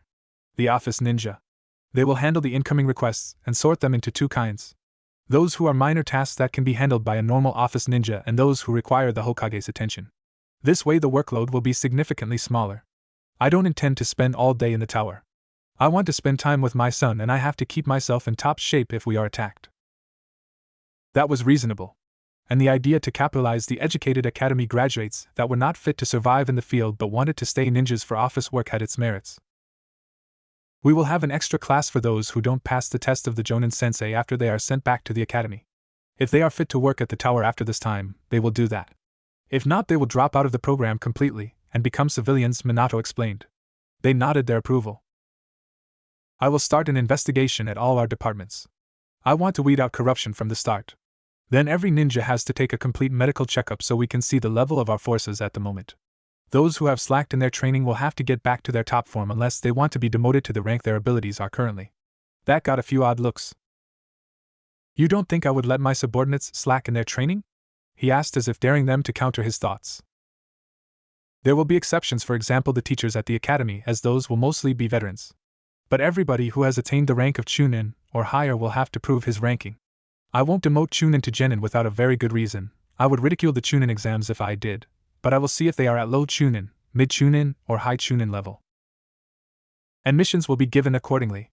A high-level Chunin will get better missions than a low-level Chunin. And a low Chunin that is way too weak will be set on probation for his rank. If he or she can prove the strength they should have after a period of 3 months after the first verdict, there won't be consequences. If not, let's just say I will be very displeased and take the appropriate measures. Everybody now completely realized that this Hokage wouldn't be a pushover. He would reign with a strong hand, and he knew what he wanted to achieve. A very strong but still humanly Konoha. Reinstatement of the Yondaime. It was 2 days after the memorable meeting in the council chambers that the Sandaime Hokage called everybody who lived in Konoha to assemble at the bottom of the Hokage Tower. The villagers were curious why the Hokage called for the whole village to assemble. At the roof stood the 2 Hokages, the fire daimyo, Jiraiya and Tsunade, the 2 Sannin, and in the back Shizen with Naruto in her arms. I guess it's time, the Sandaime said. Everybody nodded and Naruto looked curious. Sarutobi walked to the edge of the roof. Villagers of Konoha. This day is a reason to celebrate. 3 years ago our hero the Yondaime Hokage was able to defeat the demon fox Kyuubi no Kitsune. We all mourn for our fallen friends and heroes. But through a strike of good luck one hero was sent back to help us to protect Konoha in the future. As you all know, I wanted to retire 4 years ago when Minato Namikaze took over the mantle as the Yondaime Hokage. Now I want to announce that I can finally do this. As Shinigami-sama sent him back to us. As of now he will lead Konoha again. I want to present to you the Yondaime Hokage Minato Namikaze Senju Uzumaki. Minato walked next to Sarutobi and lowered the Hokage hat he wore on his head. When he was visible everybody began to cheer. Their hero was back. When the first joy ceased some began to murmur. Why did the Sandaime call the Yondaime with 2 extra surnames? And from where did they know the name Uzumaki? Villagers of Konoha, Minato began. As you all can see, I have been resurrected by Shinigami-sama himself. I returned to help Konoha reach a glorious future. Cheers erupted. Now with the strongest Hokage ever back there would be nothing they had to fear. And probably he would end the existence of the demon brat. But the real reason I was sent back was to right a crime nearly everybody here committed. That got the crowd silent. I only had one wish when I died. For you to see the boy I placed the horrible burden of being the prison of Kyuubi upon as a hero. But you denied my wish. You demanded his execution. I know everything, and I doubted my decision to sacrifice not only my own life but also the life of my only son for the survival of Konoha. The crowd was terrified. His only son? The Yondaime had a son? Some of the more intelligent villagers seemed to connect the hints and look horror-struck. Had the Yondaime really used his own child for the sealing? It seems that some of you have realized it. He waved for Shizen, Tsunade and Jiraiya to come forward. When they reached him, he took Naruto from Shizen's arms. This is my son, Naruto Namikaze Senju Uzumaki. And if anybody of you dares to hurt him again for something he never had any control over, be sure I will see consequences. He saves you every day just because he lives. Because of him, Kyuubi can't destroy anything anymore and will cease to exist when Naruto turns 20. Minato had decided it was necessary to tell Naruto that he was a Jinchuriki and saved Konoha every day with his sacrifice. Even if he was just 3 years old. He had taken his time to explain everything with easy words to his son and to destroy his fears. He explained the sealing and that the power for the seal came from the god of death himself. And that he wanted Naruto to be seen as the hero he was and that he would make sure that the villagers will see this. And there is more. Tsunade now interrupted. As you may have noticed, Naruto also wears the Senju name. The reason is that Minato is my son and Naruto is my grandson. Naruto is the heir to the Senju clan, the clan that produced 3 of our 4 Hokages. If you think the beatings Jiraiya gets when he does something perverted are severe, you will have to find a new definition for the word if anybody hurts my grandson for saving this village, he thundered. Many people in the crowd shrunk fearfully. The strength of Tsunade was legendary, and also her beatings of Jiraiya. The next person to walk forward nobody had expected to be there and least to speak last. I am very displeased with the behavior of Konoha towards their heroes. It wasn't much Minato asked for when he gave his life to seal Kyuubi away. But you spat at his memory and shunned his son. More your idiocy could have provoked a war with Whirlpool Country. He let the word sink in. Perhaps some of you remember that during the Third Shinobi War Whirlpool was attacked by the forces of IWA. We were able to help Whirlpool to survive, but they had to take great losses. To send a clear warning to IWA that if they tried to attack Whirlpool again, Fire Country and Konoha would retaliate, we made an alliance with the royal family. The youngest princess of Whirlpool, who also was a strong kunoichi, Kushina Uzumaki, was sent to marry one of our strongest shinobi. Who she would marry was her choice. When she arrived, she and Minato Namikaze Senju fell in love and Kushina decided that he would be the one she wanted to marry. As Minato was the great-grandson of the first Hokage and practically royalty of Konoha, there was nothing to hinder this union. If Whirlpool found out that you wanted to execute the grandson of the current king and queen, they would call for blood and I wouldn't deny it to them. How stupid can you be? Now even the dumbest realized what could have happened. Many of them had the feeling they wanted to throw up.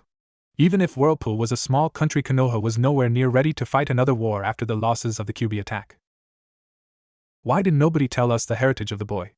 We didn't know the consequences, someone shouted. Silence, Minato thundered. It doesn't matter that Naruto is practically royalty. You mistreated a child that did nothing wrong. You doubted my abilities as a seal master, and just believed what the gossip told you. You ignored the law of the Sandaime that nobody was to speak of Naruto's burden to protect him.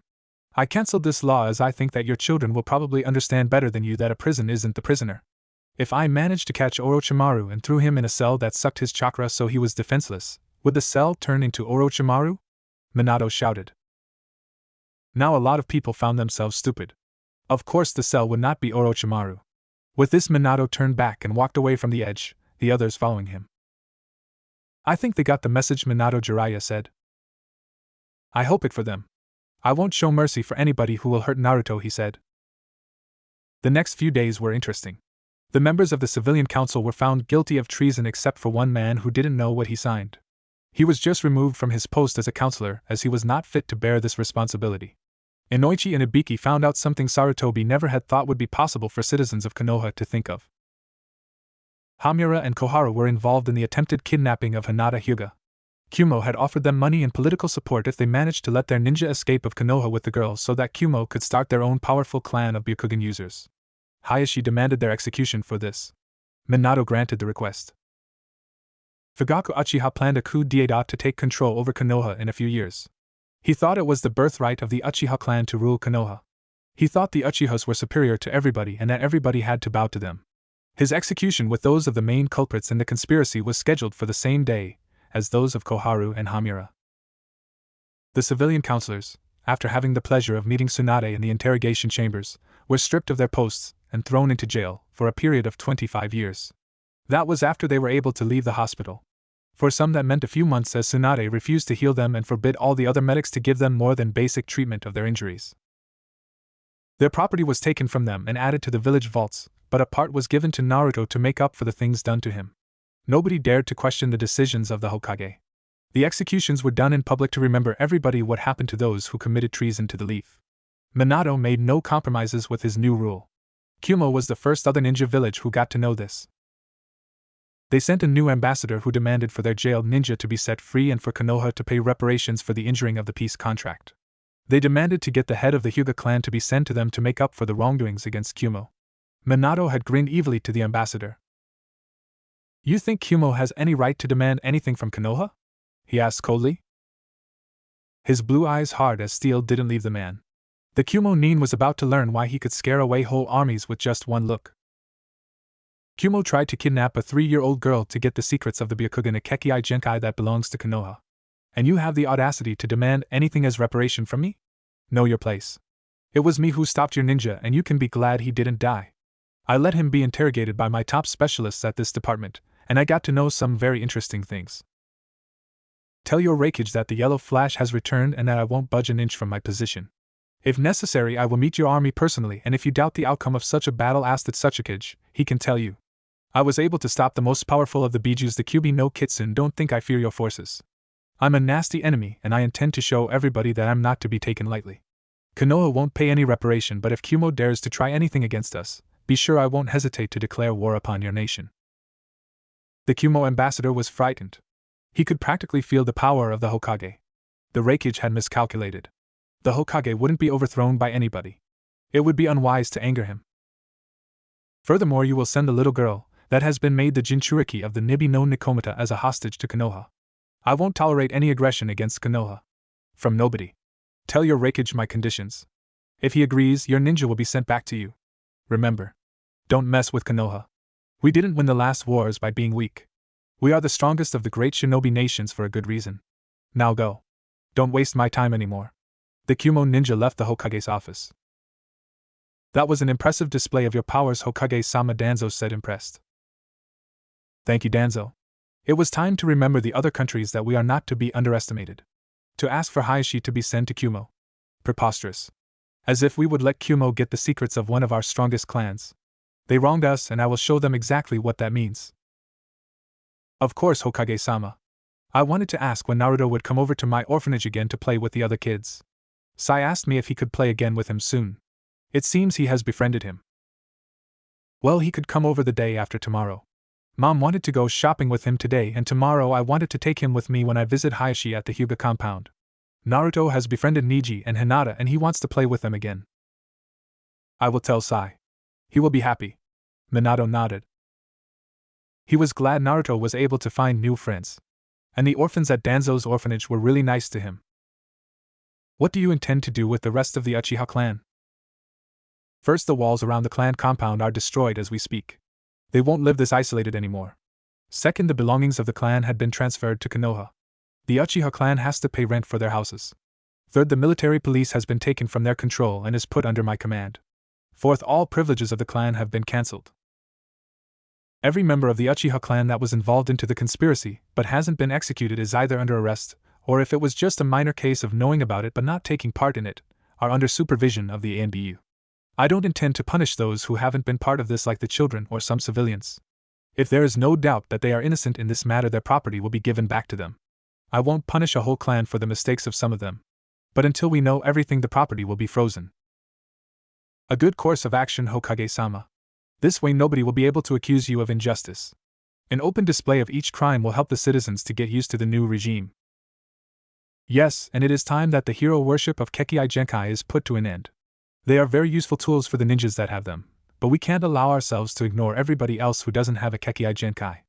I don't have the ability to use Mokuton like my great-grandfather, but I am able to defeat those who can use Sharingan without problems. What about Naruto? Did he inherit the Kekkai Genkai of the Senju clan? I don't know if he can use it. But he is only 3. I know that he inherited the Uzumaki ability to heal at inhuman speed. 1 night of sleep and most injuries are healed completely without a scar. That's amazing, Danzo said, impressed. Yes, it is. I was always jealous for Kushina healing much faster than me. Minor wounds healed in minutes or hours. One reason why she was that difficult to beat in a fight. Most people would have thought that this would be the power of the Kyubi who doesn't want his vessel to die, because then he would die too. That may be possible for severe wounds, but why should the fox bother with little wounds like cuts that are nasty but not life-threatening? No, as long as there is a chance to survive, the wounds Naruto receives will heal. Kushina was even able to regrow a lost ear after one extremely fierce battle in the war. Danzo was stunned. He had never heard of such a bloodline. To have the bearer of it in Konoha would be invaluable for the future. But he knew better than to suggest that Naruto should spread this ability to as many children as possible. Minato was strictly against turning humans into breeding stocks. There was the possibility for those males who were the last of their clans to take more than one woman to rebuild their clan, but it was optional. If Naruto wanted this, it would be his decision in the future, but if he turned out to be like his father, he would stay with one woman he loved more than anything. Well, I think you will have to teach your son one more thing before he starts with the academy besides a few basics, Danzo pondered. And what would that be? Minato asked incredulously. How to escape fangirls. Now, as everybody knows his heritage, a lot of girls will be after him. Minato slapped his forehead with his palm. Damn, you are right. As heir to 2 clans, he would be extremely popular. Well, I can only hope that the band of fangirls who are not fit to be kunoichis will help a bit. If not, well, it will be good speed training. Perhaps he will be able to learn Hiraishin no Jutsu earlier than me. First day at the academy. Daddy, hurry, I don't want to be late for my first day at the academy, Naruto wailed. Just a little patience, Naruto. I thought Danzo had taught you this, Minato responded. Yes, Danzo-sensei always says that a ninja has to be patient, but I'm so curious how it will be and if I can make new friends there. I can't wait to learn how to be a good ninja. I want to become the best. One day I will be Hokage just like you, Daddy, and protect Konoha and my precious people. Minato smiled. His son hadn't lost any of his enthusiasm in the last 3 years. For 1 year now he had trained with the other children at Danzo's orphanage in the mornings, as he had begged him to allow him to train with his best friend Sai. Minato had sent Shizen to overlook the training the first few weeks, as he wanted to be sure that Danzo didn't overdo it in the training, but Shizen's observations was that he was a strict trainer but had taken the warning of Minato not to turn the children into emotionless soldiers to heart. He asked a lot from the children, but not more than they were able to give. Naruto had had difficulties during the first training lesson, but then he got used to Danzo's training regime and enjoyed getting stronger with each session. His trainers were impressed by his determination and endurance. He motivated the other children to give their best, and they improved greatly. They would be able to shine at the academy easily. 4 of the children of the orphanage would start academy together with Naruto. Also his friends Hinata Hyuga, Ino Yamanaka, Shikamaru Nara, and Choji Akimichi would be in his year. Some children he met didn't like him. First was Sakura Haruno. Her mother had been on the civilian council and was in prison due to her treasonous actions, but Sakura blamed Naruto for this. Next was Sasuke Uchiha. He was wary around the blonde boy. His clan had been shunned by a majority of Konoha as it got known that they had planned a coup d'état. A thorough investigation had been started and nothing had been left in the dark. Sasuke was lucky that his older brother Itachi had fully cooperated with the ANBU and had protected him, saying that Sasuke had just been 3 years old and did know nothing about the conspiracy. Even if their father had been the leader of the conspiracy, Itachi managed to make a good impression with the Hokage. Itachi had just been promoted to Chunin after the previous exams and wanted to show everybody that he earned the right to be called a proud shinobi of Konoha. Even if he was only 10 years old. Even if Minato didn't want for children to be soldiers too early, it would have been ridiculous to send graduated genin back to the academy just because of their age. The new rules would be installed for those who were still attending the academy or started it after the event. Sasuke's mother had taken her own life when it became clear that the Uchiha clan had fallen in shame, so Sasuke only had his older brother left of his family. One of the civilian Uchihas had taken the 2 boys in after she and her family had been cleared of all potential charges. Tragically, she died of an illness 2 years later, so Itachi had taken over to raise his little brother. He was happy with Itachi even if he had to work hard to earn enough money for them to live, but as Itachi got promoted into ANBU at the age of 13, just a month before he started at the academy, things became easier. Yujito Ni, the girl from Kyumo that had been sent to secure the obedience of her village with her status as a Jinchuriki, had taken the role of an annoying older cousin to Naruto. She lived with Anko Mitarashi as Minato didn't want the girl to be spoiled nor hated, and with Anko looking after her she would become a strong kunoichi. Anko was very grateful towards Minato as he had been able to remove the curse seal Orochimaru had given her years prior. It had taken him 4 months of studying the mechanisms of the seal, but together with his mother and cousin the seal had been deciphered and then removed. Also, Minato had given Anko the long overdue promotion to special jonin. The council had always denied her due to not being trustworthy even if the Sandaime wanted to promote her. So Yujito often teased Naruto with her new abilities. As she was 3 years his senior, she had 3 years more of training. She also had the advantage that her Biju the Nibi no Nikomata was much more likable than the Kyubi no Kitsune and helped her to learn how to control the Biju's chakra. It led to Naruto training even harder to not be outdone by his cousin. Kiba Inuzuka thought of Naruto as a rival he wanted to show up. He didn't like that Hinata liked Naruto so much, and not him. So he tried everything to get Hinata's attention and let Naruto look like an idiot. But to Kiba's displeasure, it was not that easy to make Naruto look bad. He was extremely talented and learned new things with ease. Most of the time his plans backfired and he himself looked like an idiot. Naruto's only problem was to pay attention when he thought something was boring. 2 boys 2 years older than him had tried to beat up Naruto 4 weeks before the academy started. Their fathers had been sent to prison with Sakura's mother, and they wanted revenge for their families. Sadly, they were no match for Naruto, and he tricked them with ease and let them lay on the ground with a few bruises to go home when they woke up. Other nations now knew of the son of the Hokage, but even IWA didn't dare to try a kidnapping inside the walls of Konoha.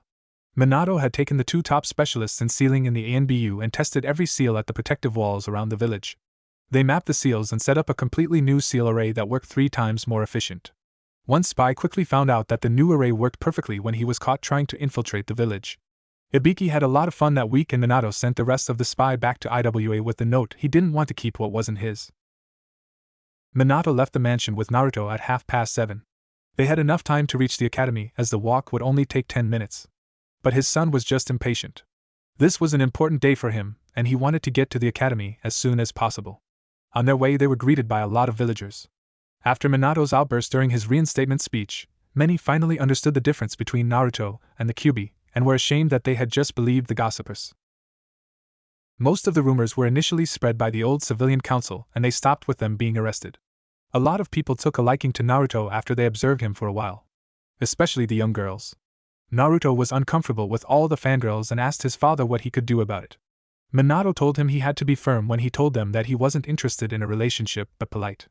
Needless to say that this didn't solve Naruto's problems, as many girls just told each other that he was just too shy to admit his feelings. It possibly only got him more fangirls. As Minato had predicted, Naruto got really good at running away and his speed increased. Soon they arrived at the Ninja Academy. A lot had changed in the last 3 years. The grounds had been rebuilt to fit the new needs of training schedules the students had. After Danzo's root unit had been dissolved, Minato had taken his time to talk with Danzo where each ninja could serve best. The best of Root's ninjas had been transferred to the normal ANBU, some became Jonin and Chunin, and the veterans and 10 specially chosen members became teachers at the academy. Konoha started a new program to prepare younger ninjas that wanted to teach at the academy themselves. They had to be at least Chunin for 2 years to be even considered ready for teaching future generations of ninjas, as Minato emphasized the value of experience for teachers. Now the old teachers either were put into the normal ninja duty, or were risked to be fit for their jobs. Some had been favoring children from the important clans over civilian children for years. When Minato was told this, he called all the academy teachers in and asked coldly if they knew what they had done with their acting. They had willingly weakened Konoha, as a lot of talented children hadn't been given the chance to reach their full potential and become an asset to Konoha. He had fired the biased teachers. Thankfully, he found enough volunteers within the root and normal veterans to get the academy running again. A lot of villagers saw the changes as they were visited by 10 to 12-year-olds regularly to take the missions they had put in with the Hokage that until then the rookie genins had taken. For Minato, it was a nice increase in the village funds as the academy's students' payment went to the village. They profited from it as Minato used the earned money to get new equipment for the academy.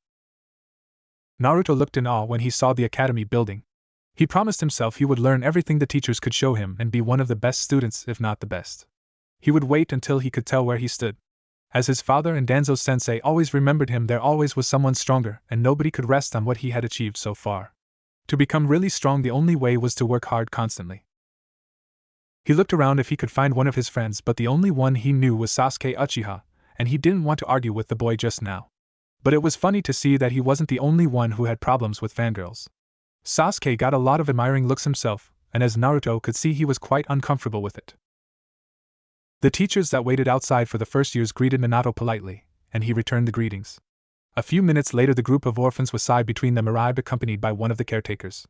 Sai came over to greet Naruto, and the two boys started a conversation how they would show everybody that they would be great ninjas. Minato smiled at them. Hinata and her father arrived 5 minutes later, and a lot of parents showed respect for the Hyuga clan head. Hinata was uncomfortable with all the looks. Naruto had managed to get her out of her shell somewhat, but she still was very shy and only opened up after some time when she got to know the other people. Well, it had gotten better after she played with Ino. The bold girl tried to get Hinata to believe in herself more. With two outspoken friends like Naruto and Ino, Hinata grew to be less afraid to fail. But it would be a long way to go for her until she lost her insecure attitude. When Ino found out that Hinata liked Naruto a lot, she began to tease her a bit. That got Hinata to develop a whole new scale of face colors. Naruto often asked if she didn't feel well when she blushed hard, but she always shook her head. But Naruto couldn't help but be concerned. Hinata was his first ever friend and he felt responsible for her well-being. He had also promised Niji to look after her, as he wasn't able to do it at the academy. Sometimes Naruto thought of Niji as Hinata's overprotective older brother. The boy could get scary if he had the opinion that anybody was a threat to his cousin.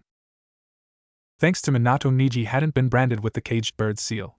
Minato had banned any seal that could be seen as a threat to Konoha's ninjas and therefore military strength. A member of the branch family that was in danger to experience pain that could damage